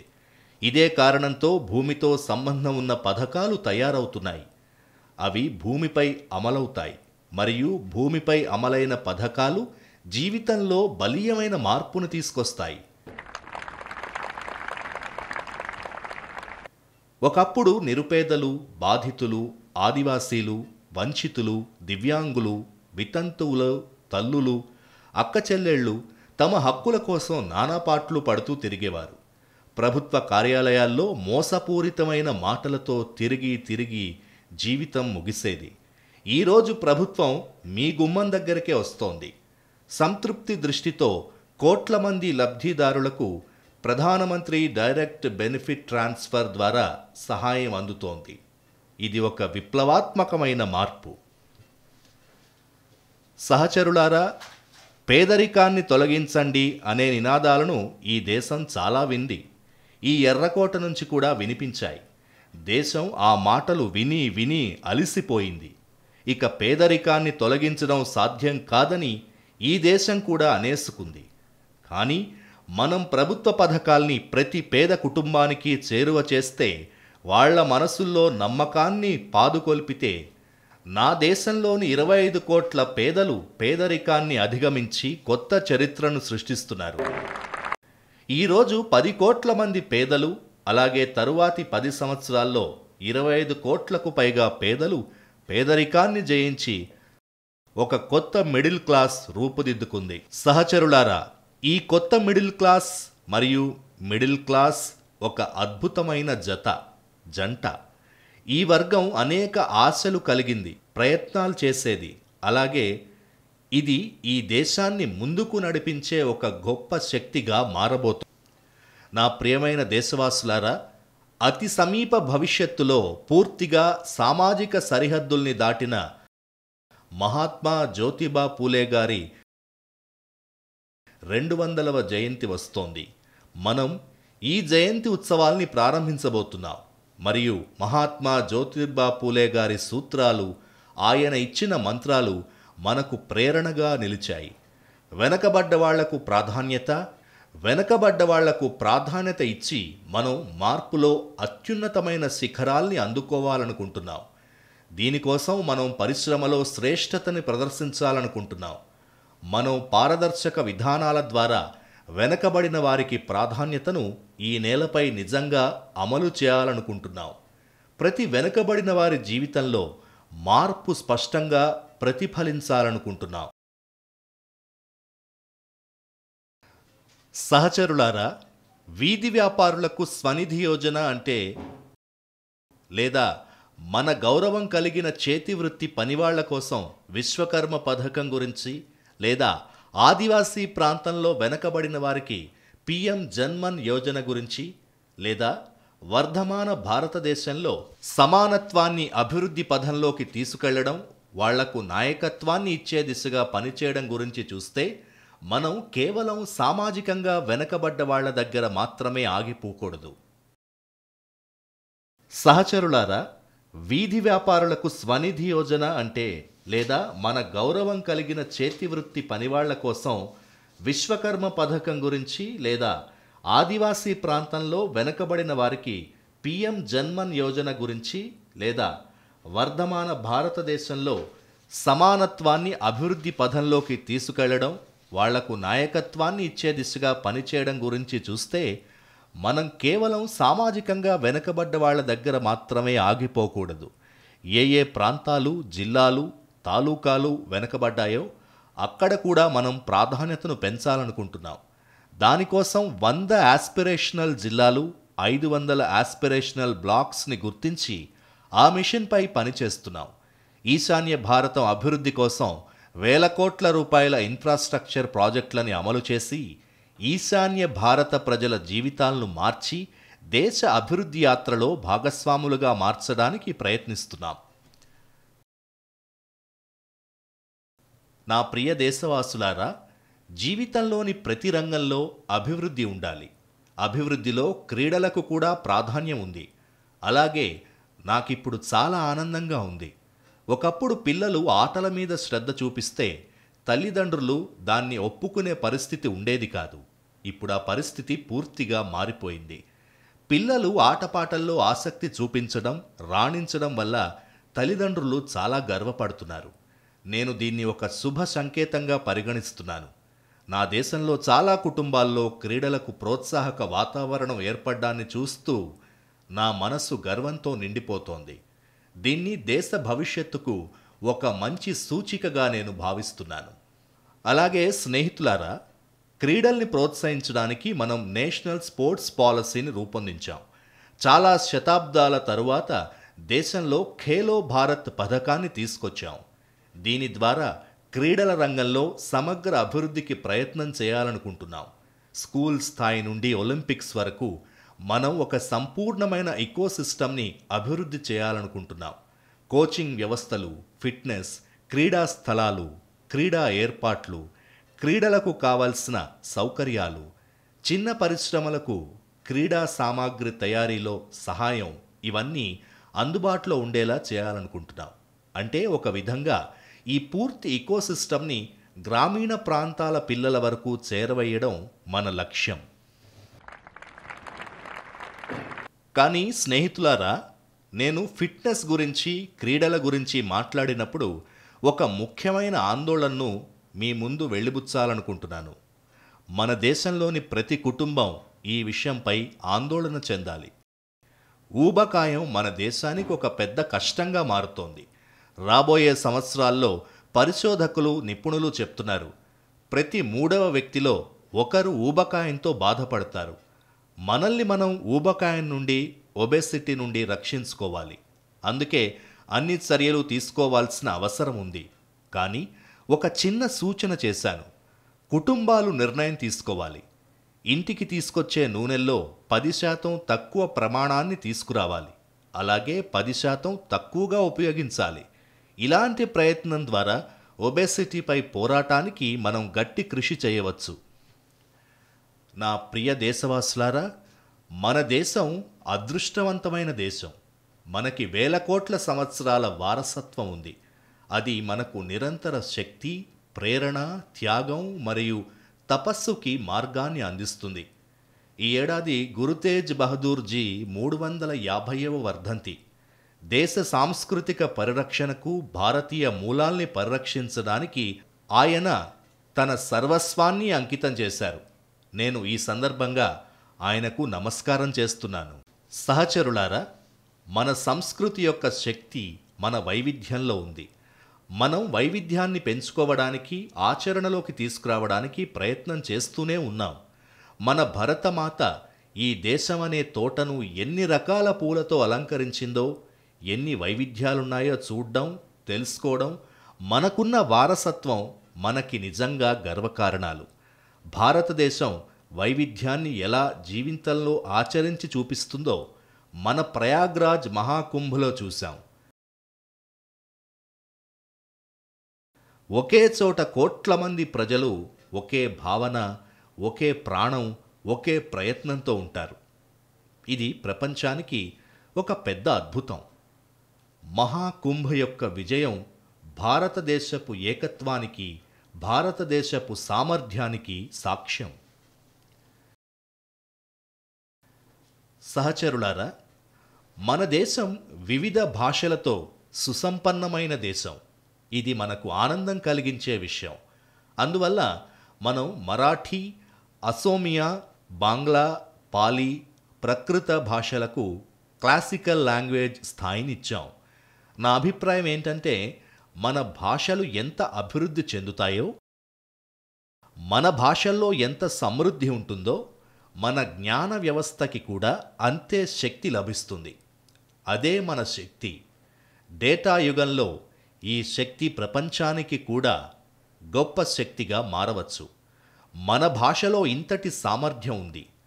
మనం మన భాషలన్నింటినీ చూసి గర్వించాలి.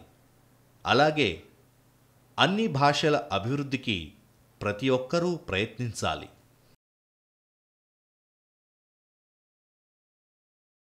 సహచరులారా, పాండులిపిలో మనకు అతిపెద్ద జ్ఞాన భాండాగారం ఉంది.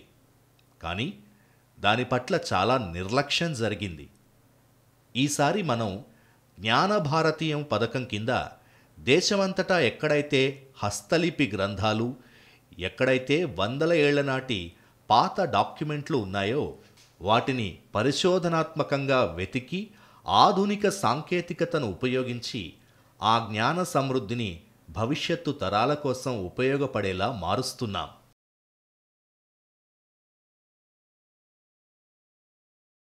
నా ప్రియమైన దేశవాసులారా, మన స్పష్టమైన అభిప్రాయం ఏమిటంటే, ఈ దేశాన్ని కేవలం ప్రభుత్వాలు మాత్రమే, పరిపాలించేవారు మాత్రమే, పాలనా విధానాల్లో ఉన్నవాళ్ళు మాత్రమే నిర్మించలేరు. దేశం ఎప్పుడైనా పాలించిన ప్రభువులు, ఉత్సాహవంతులు, ఋషులు, మునులు, శాస్త్రజ్ఞులు, గురువులు, రైతులు, యువత, సైనికులు, కార్మికులు ప్రయత్నాల ద్వారా నిర్మింపబడుతుంది.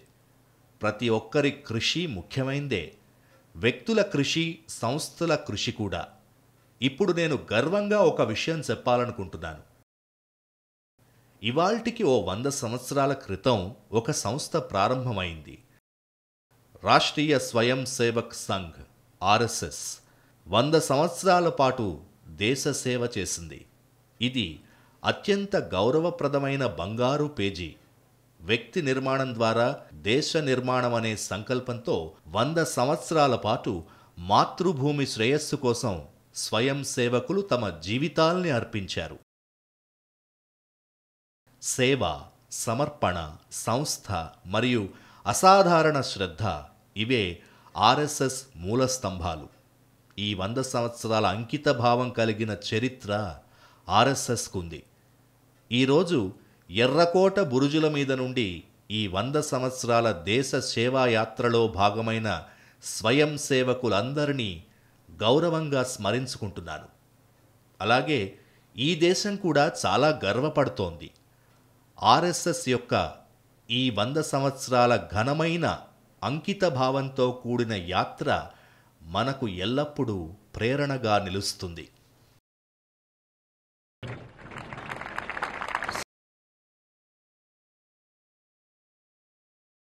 నా ప్రియమైన దేశవాసులారా, మనం సమృద్ధి దిశగా కదులుతున్నాం. కానీ సమృద్ధి దారి భద్రంగా ఉండాలి. గత 11 సంవత్సరాల్లో జాతీయ భద్రత, దేశ రక్షణ, దేశ పౌరుల రక్షణ ఈ అంశాలన్నింటిలోనూ మనం పూర్తి అంకిత భావంతో పనిచేశాం. మనం మార్పులు తీసుకురావడంలో సఫలమయ్యాం. మన దేశంలో మారుమూల ఆదివాసీ ప్రాంతాలు నక్సలిజం, మావోవాదం కుంపట్లో దశాబ్దాలుగా నలుగుతూ నెత్తురోడుతూ వచ్చాయి. దీన్ని దేశం గమనించింది. దానివల్ల ఎక్కువ నష్టం మన ఆదివాసీ కుటుంబాలకే జరిగింది. ఆదివాసీ తల్లులు, అక్కలు, చెల్లెళ్ళు తమ భవిష్యత్తును, కలల్ని, పిల్లల్ని కూడా కోల్పోయారు. యువకులు తప్పుదారి పట్టారు. వాళ్ల జీవితాలు నాశనమయ్యాయి. మనం దృఢచిత్తంతో పనిచేశాం. ఒకానొకప్పుడు 100కి పైగా జిల్లాల్ని నక్సలిజం పూర్తిగా చుట్టేసింది. మావోవాదం గుప్పెట్లో మన ఆదివాసీ ప్రాంతాలు, యువత చిక్కుకున్నారు. ఇవాళ్ల దాన్ని సుమారు 100 జిల్లాల నుంచి 20కి తగ్గించాం. అలా ఆ ఆదివాసీ సమాజానికి మనం చాలా సేవ చేశాం. ముందుగా బస్తర్ గురించి ఆలోచిస్తే మావోవాదం, నక్సలిజం, బాంబులు, తుపాకులు గుండెల్లో ప్రత్యక్షంగా కనిపించేవి. బస్తర్లో నక్సలిజం నుండి విముక్తి పొందిన తరువాత బస్తర్ యువత ఒలింపిక్స్లో పాల్గొంటున్నారు. వేలాది మంది యువత భారత్ మాతాకి జై అంటూ క్రీడా మైదానాల్లోకి దిగుతున్నారు. మొత్తం వాతావరణం పూర్తి ఉత్సాహంతో నిండిపోయింది. నా ప్రియమైన దేశవాసులారా, భగవాన్ బిర్సా ముండా యొక్క 150వ జయంతి సందర్భంగా మనకిది చాలా ముఖ్యం.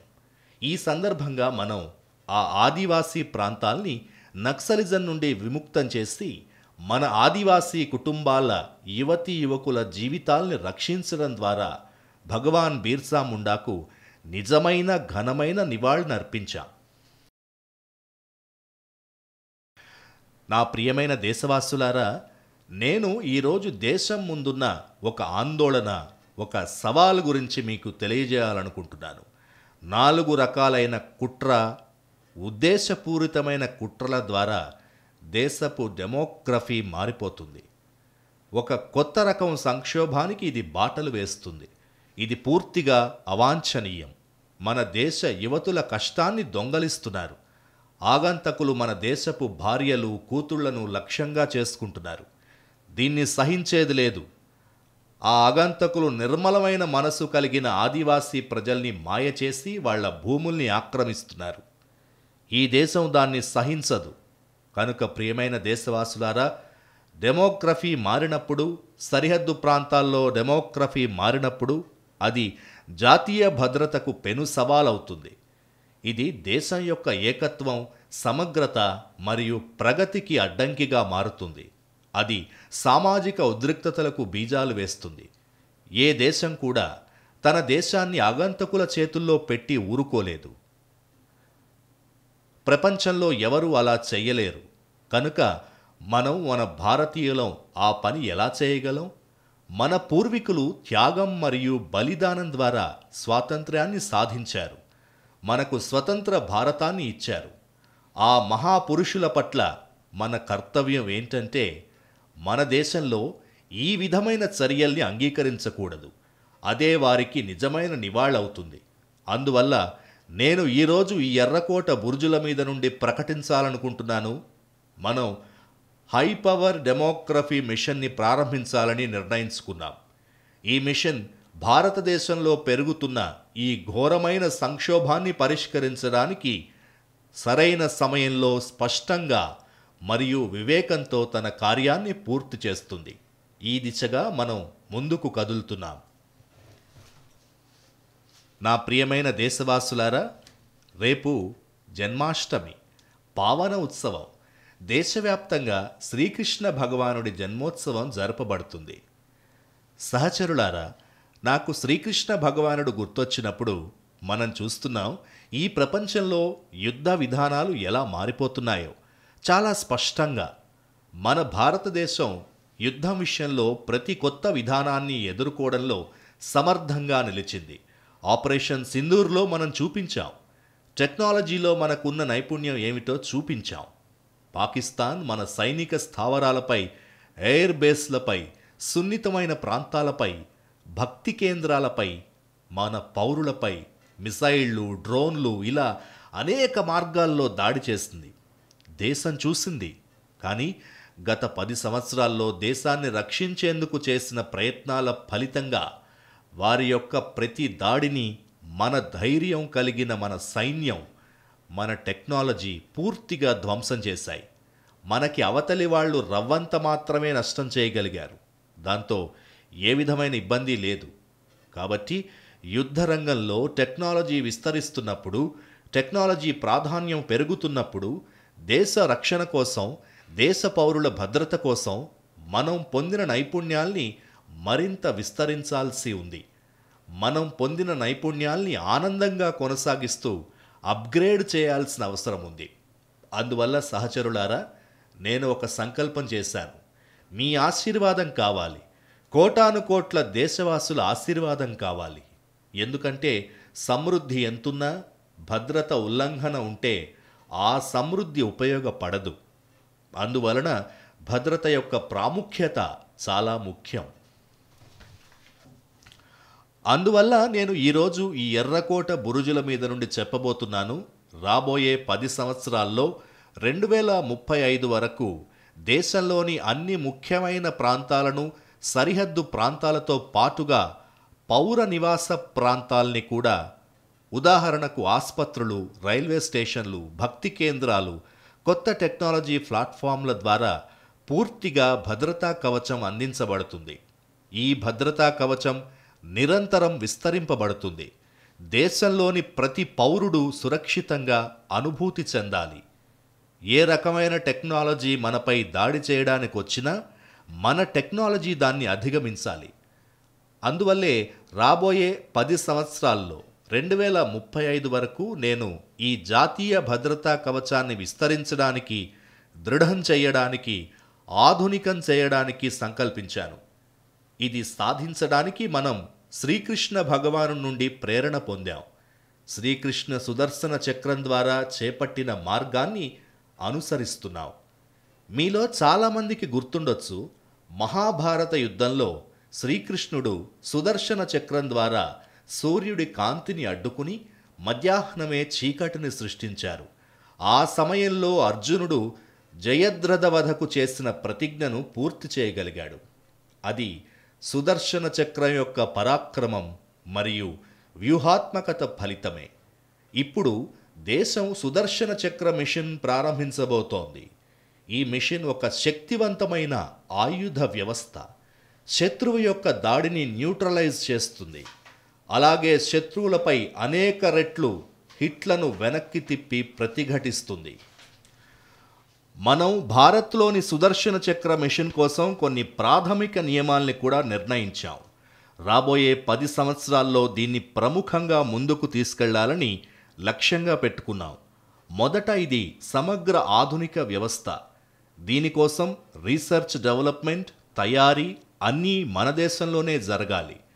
మన దేశ యువత ప్రతిభ ద్వారా మన దేశ ప్రజల చేత రూపొందించబడాలి. రెండోది, అది ఒక పెద్ద వ్యవస్థ కాబోతోంది. అది భవిష్యత్తులో యుద్ధ పరిస్థితుల్ని విశ్లేషించి +1 స్ట్రాటజీని రూపొందించగలగాలి.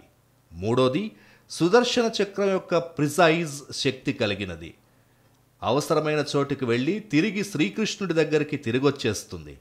మనం ఈ సుదర్శన చక్రం ద్వారా లక్షిత, నిశిత చర్యల కోసం వ్యవస్థని అభివృద్ధి చేయడం లక్ష్యంగా పెట్టుకున్నాం. అందువల్ల మారుతున్న యుద్ధ పరిస్థితుల్లో దేశ భద్రత మరియు పౌరుల భద్రత కోసం నేను ఈ కార్యక్రమాన్ని పెద్ద కట్టుదిట్టమైన వ్యవస్థతో ముందుకు తీసుకెళ్లే వాగ్దానం చేస్తున్నాను. నా ప్రియమైన దేశవాసులారా, మనం ప్రజాస్వామ్యం గురించి, స్వతంత్ర భారత్ గురించి మాట్లాడినప్పుడు మన రాజ్యాంగం మనకు అత్యుత్తమ దీపస్తంభంగా, మన ప్రేరణా కేంద్రంగా ఉంటుంది. కానీ నేటికి 50 సంవత్సరాల క్రితం భారత రాజ్యాంగం పెద్ద ఎత్తున దుర్వినియోగం చేయబడింది. భారత రాజ్యాంగం మెడ మీద కత్తి పెట్టబడింది. ఈ దేశం జైలుగా మారింది. ఎమర్జెన్సీ విధించబడింది. ఆ ఎమర్జెన్సీకి 50 సంవత్సరాలు పూర్తవుతున్నాయి. దేశంలో ఏ తరమైనా సరే రాజ్యాంగాన్ని హత్య చేయడం అనే పాపాన్ని మర్చిపోకూడదు. రాజ్యాంగాన్ని హత్య చేసిన పాపుల్ని మరవకూడదు. మనం భారత రాజ్యాంగం పట్ల మన నిబద్ధతను మరింత బలపరిచి ముందుకు వెళ్ళాలి. ఇదే మనకు ప్రేరణ. నా ప్రియమైన దేశవాసులారా, నేను ఈ ఎర్రకోట నుండి 5 ప్రమాణాలు చేశాం కదా. మనం మరోసారి నా దేశవాసులకు వాటిని గుర్తు చేయాలనుకుంటున్నాను. అభివృద్ధి చెందిన భారత్ను సృష్టించడానికి మనం జంకకూడదు, వెనకడుగు వేయకూడదు. చాలా గొప్పగా కష్టపడదాం. 2047లో అభివృద్ధి చెందిన భారతదేశాన్ని చూస్తాం. నా ప్రియమైన దేశవాసులారా, మన రెండవ ప్రతిజ్ఞ ఏమిటంటే, మన జీవితం, మన వ్యవస్థలు, మన నియమాలు, చట్టాలు, సంప్రదాయాల్లో ఉన్న బానిసత్వపు భావనలకు సంబంధించిన ఎటువంటి మూలాలని మిగలనివ్వం. మన ప్రతి చర్య బానిసత్వం నుండి విముక్తిని ప్రసాదించేది కావాలి. నా ప్రియమైన దేశవాసులారా, మనం మన వారసత్వాన్ని చూసి గర్విస్తాం. మన ఈ గుర్తింపు యొక్క అత్యంత గొప్ప ఆభరణం, అత్యంత విలువైన రత్నం, అత్యంత శోభాయమానమైన మణిమకుటం మన వారసత్వమే. మనం మన వారసత్వాన్ని చూసుకుని గర్వపడాలి. నా ప్రియమైన దేశవాసులకు, ఇవన్నీ సాధించడానికి ఏకత్వం అనే మంత్రం అత్యంత శక్తివంతమైంది. కాబట్టి ఏకత్వపు సూత్రాన్ని ఎవరైనా సరే కోరకుండా ఉండకుండా చూడడం మన సామూహిక సంకల్పం అవుతుంది. నా ప్రియమైన దేశవాసులకు, భరతమాత పట్ల కర్తవ్యాన్ని నెరవేర్చడం అంటే ఇది పూజ అనే పని కంటే ఏం తక్కువ కాదు, తపస్సు కన్నా తక్కువ కాదు, ఆరాధన కన్నా తక్కువ కాదు.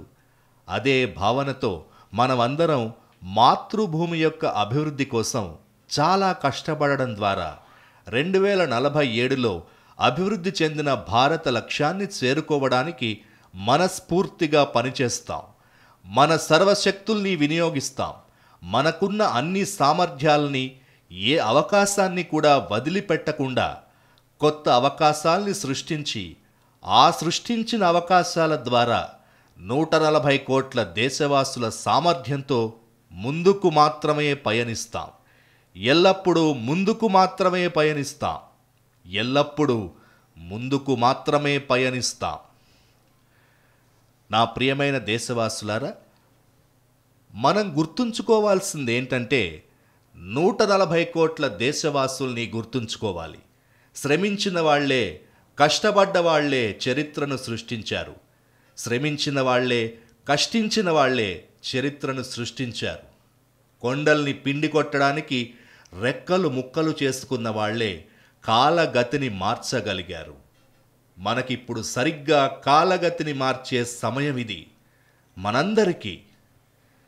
నా ప్రియమైన దేశవాసులారా, మళ్ళీ ఒకసారి స్వాతంత్రోత్సవం ఈ మహత్తరమైన పండుగ సందర్భంగా మీ అందరికీ హృదయపూర్వక శుభాకాంక్షలు తెలియజేస్తున్నాను. మీకందరికీ అనేక అభినందనలు. నాతో పాటు మీరు కూడా చెప్పండి. జై హింద్, జై హింద్, జై హింద్. भारत माता की, भारत माता की, भारत माता की.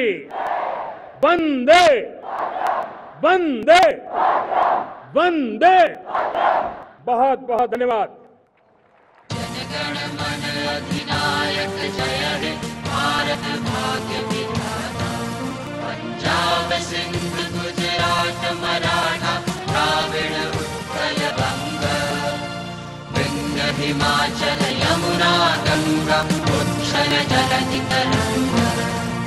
तब शुभ नामे जागे, तब शुभ आशीष मांगे. गाहे तब जय गाथा. जनगण मंगल दायक जय हे भारत भाग्य विधाता. जय हे, जय हे, जय हे, जय जय जय हे.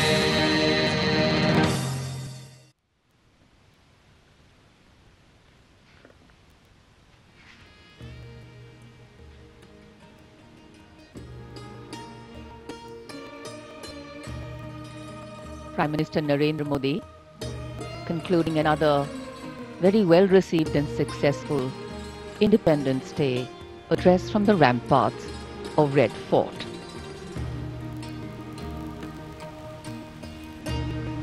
Nation building can have different lenses. The power of being one, the exclusion of none, and the empowerment of everyone. And as the Prime Minister outlined, the road India is on is one of powered growth, fast-paced development, and a pragmatic world positioning and worldview. And here, hundreds of balloons being released in the air. And as the light blue of the sky welcomes the colors of our national flag, freedom and independence take symbolic forms. Light, free from baggage, and moving up towards a higher, hopeful, and harmonious future. As if carrying with them the vision and aspiration of more than 1.3 billion Indians. Prime Minister Narendra Modi is now on his way out of the venue. India has entered the 79th year of its independence, a landmark but also a reminder of how we need to plan the next few years and ensure that economic and social independence acquire true meaning for every citizen.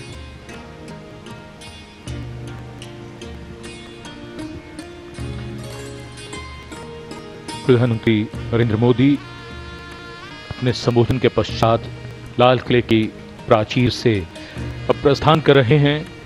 स्वाधीनता समारोहों के इतिहास में एक और शानदार अध्याय जुड़ता हुआ सफल और भव्य आज़ादी का ये पर्व इस बार अलग रंग और छटा के साथ समारोह में ऑपरेशन सिंदूर की सफलता को दर्ज किया गया और नया भारत बनाने के संकल्प को धारण किया गया।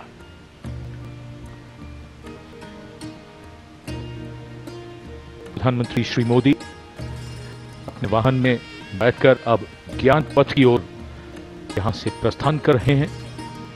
और जैसा हम सभी ने देखा है कि जब भी वो अपने वाहन में बैठते हैं तो सीट बेल्ट का हमेशा प्रयोग करते हैं, एक संदेश सभी के लिए।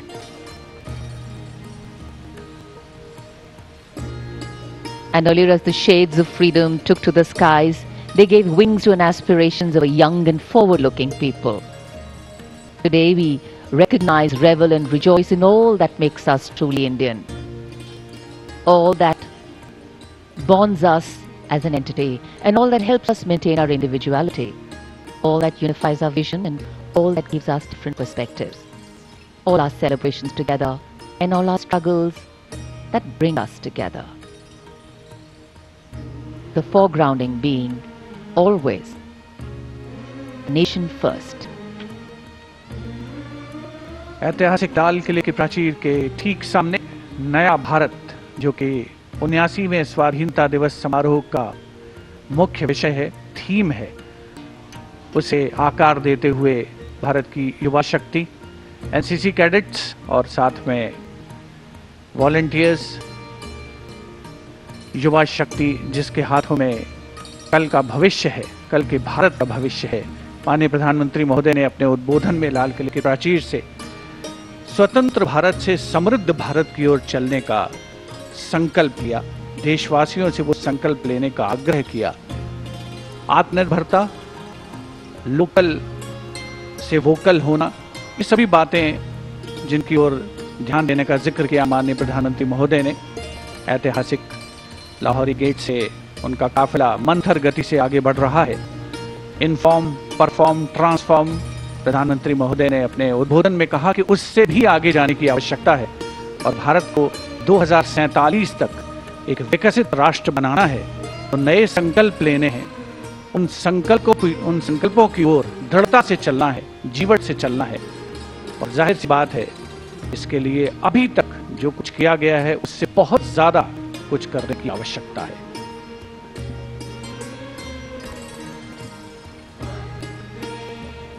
The slight wind picking up the flutter in the flags and stirring the ambience with a satisfying sweep, and of course the clouds challenging the power of the sun.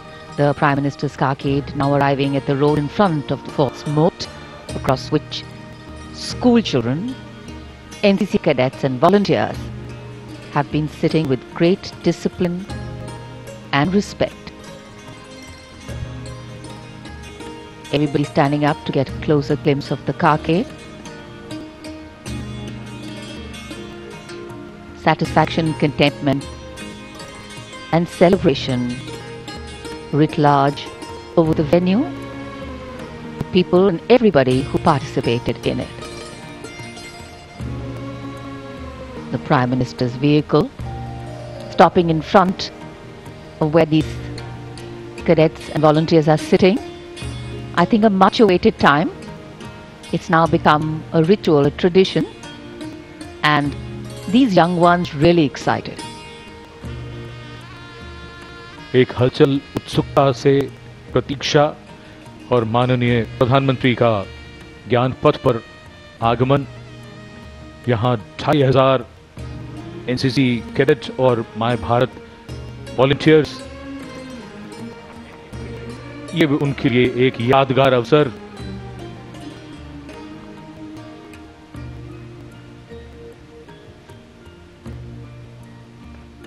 And we can see the eyes of the young light up, children greeting in excitement. For them, this is more than just meeting a leader. It is a moment they will carry in their hearts for years to come. The Prime Minister's affection for the youth is no secret. He often calls them the builders of India's tomorrow, the shapers of a future that will take the nation to new heights. Every handshake, every smile, every word of encouragement is like a seed planted in young minds, a seed of confidence, responsibility, and belonging. Moments like these are not scripted, they are woven in the joy of the people and the openness of the leader. They reaffirm a nation's faith in its democratic spirit, that here the voice of the people matters, and that those who lead by standing among them.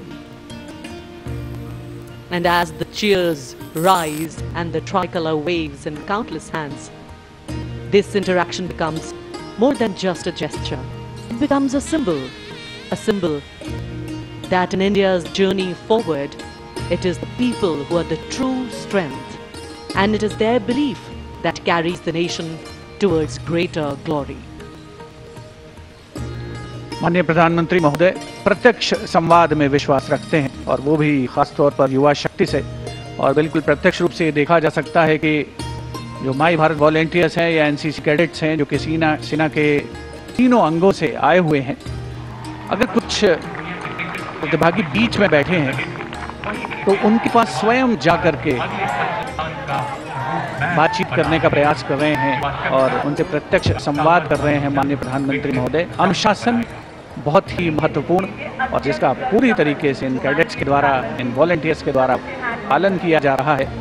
खुशी, उल्लास, प्रसन्नता उनके चेहरे पर साफ पड़ी जा सकती है। उनकी आंखों में चमक है जो कल के सुनहरे भारत की तस्वीर पेश कर रही है, और राष्ट्र का प्रथम नेतृत्व उनके इतना करीब है, उसको पा करके वो आह्लादित हैं, प्रसन्न हैं, खुश हैं और सुनहरी यादें लेकर यहाँ से जाना चाहते हैं। It's always interesting to see, because the Prime Minister always is energetic. The young people here are energized by his presence. But wonderful to see how energized the Prime Minister becomes in their midst. The tone tenor of the smile changes straight from the heart, the connections too straight from the heart. A picture postcard view of connecting with the people. In fact, these young ones are the repositories of all that is good enough. So let's have faith in them, let's dream with them, and let's nourish them. Because our belief in them validates our belief in the future.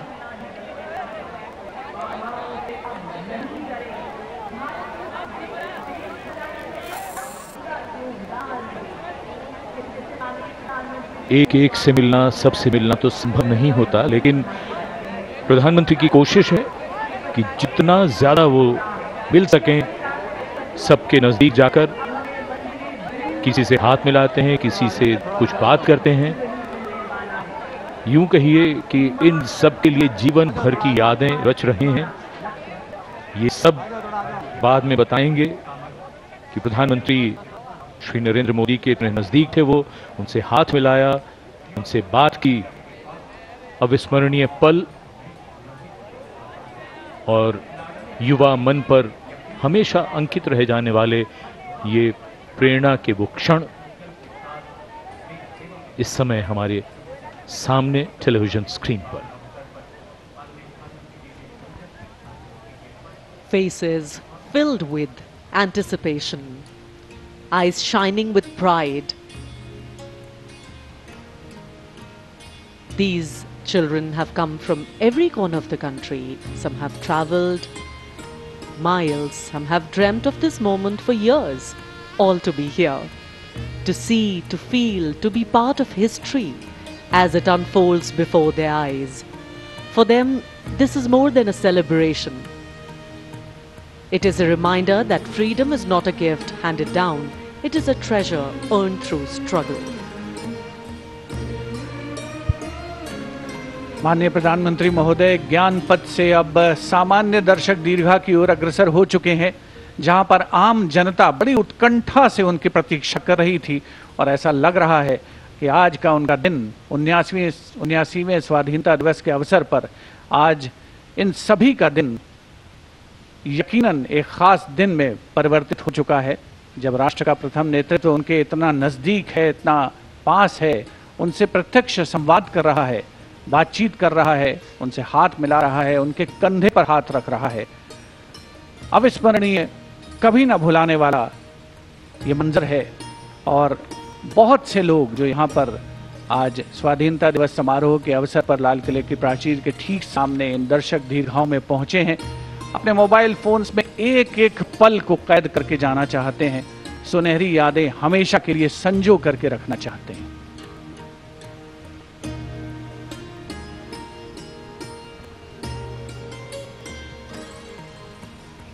The power of a democratic system, the power of relationship building, the power of popularity. And with great power comes great responsibility. The responsibility of every elected leader and head of government to lead the country from strength to strength, to connect with the people stronger every time, and to ensure that the people of the country, the interests of the nation, are put forward in front every time. Our freedom today gives us wings, while our history anchors us to a land that has held us strong and given us stability. And today what we are seeing is a slice of that strength of this nation, its people. Our strength lies in us being one, and that is what has helped us get our freedom finally, when we all came together and public sentiment rode high. Actually, divided, we could be ruled, but together we could be liberated. And that's the power of coming together.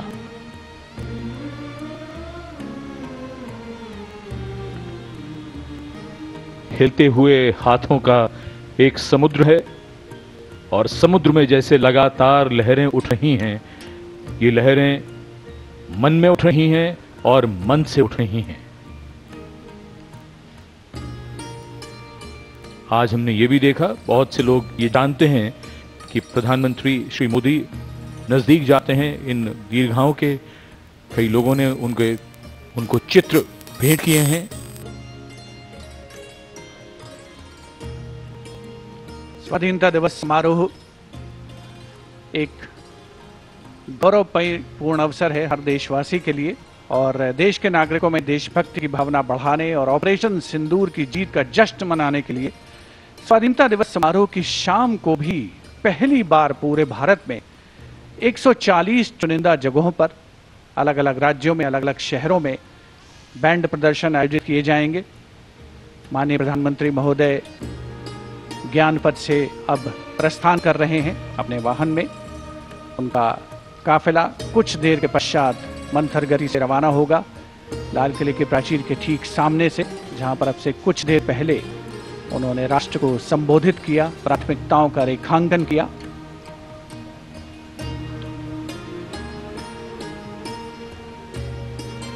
So as the Prime Minister moves away from Red Fort, we too bid you farewell from the venue here. And it is with the firm belief and conviction that India and every Indian has and will fare well. प्रधानमंत्री श्री नरेंद्र मोदी प्रस्थान कर रहे हैं लाल किले से। कहने को तो बस एक सफर है, मगर शर्त है चलते रहना। हम रास्ता तो चुन सकते हैं, लेकिन उसमें आने वाली मुश्किलों को टाल नहीं सकते। न थमना है न रुकना है, बस चलना है। चलना ही गति है, चलना ही नियति है। ये नया भारत है जो अपना रास्ता खुद बनाता है। 79वें स्वतंत्रता दिवस की एक बार फिर बधाई और शुभकामनाएं। जय हिंद।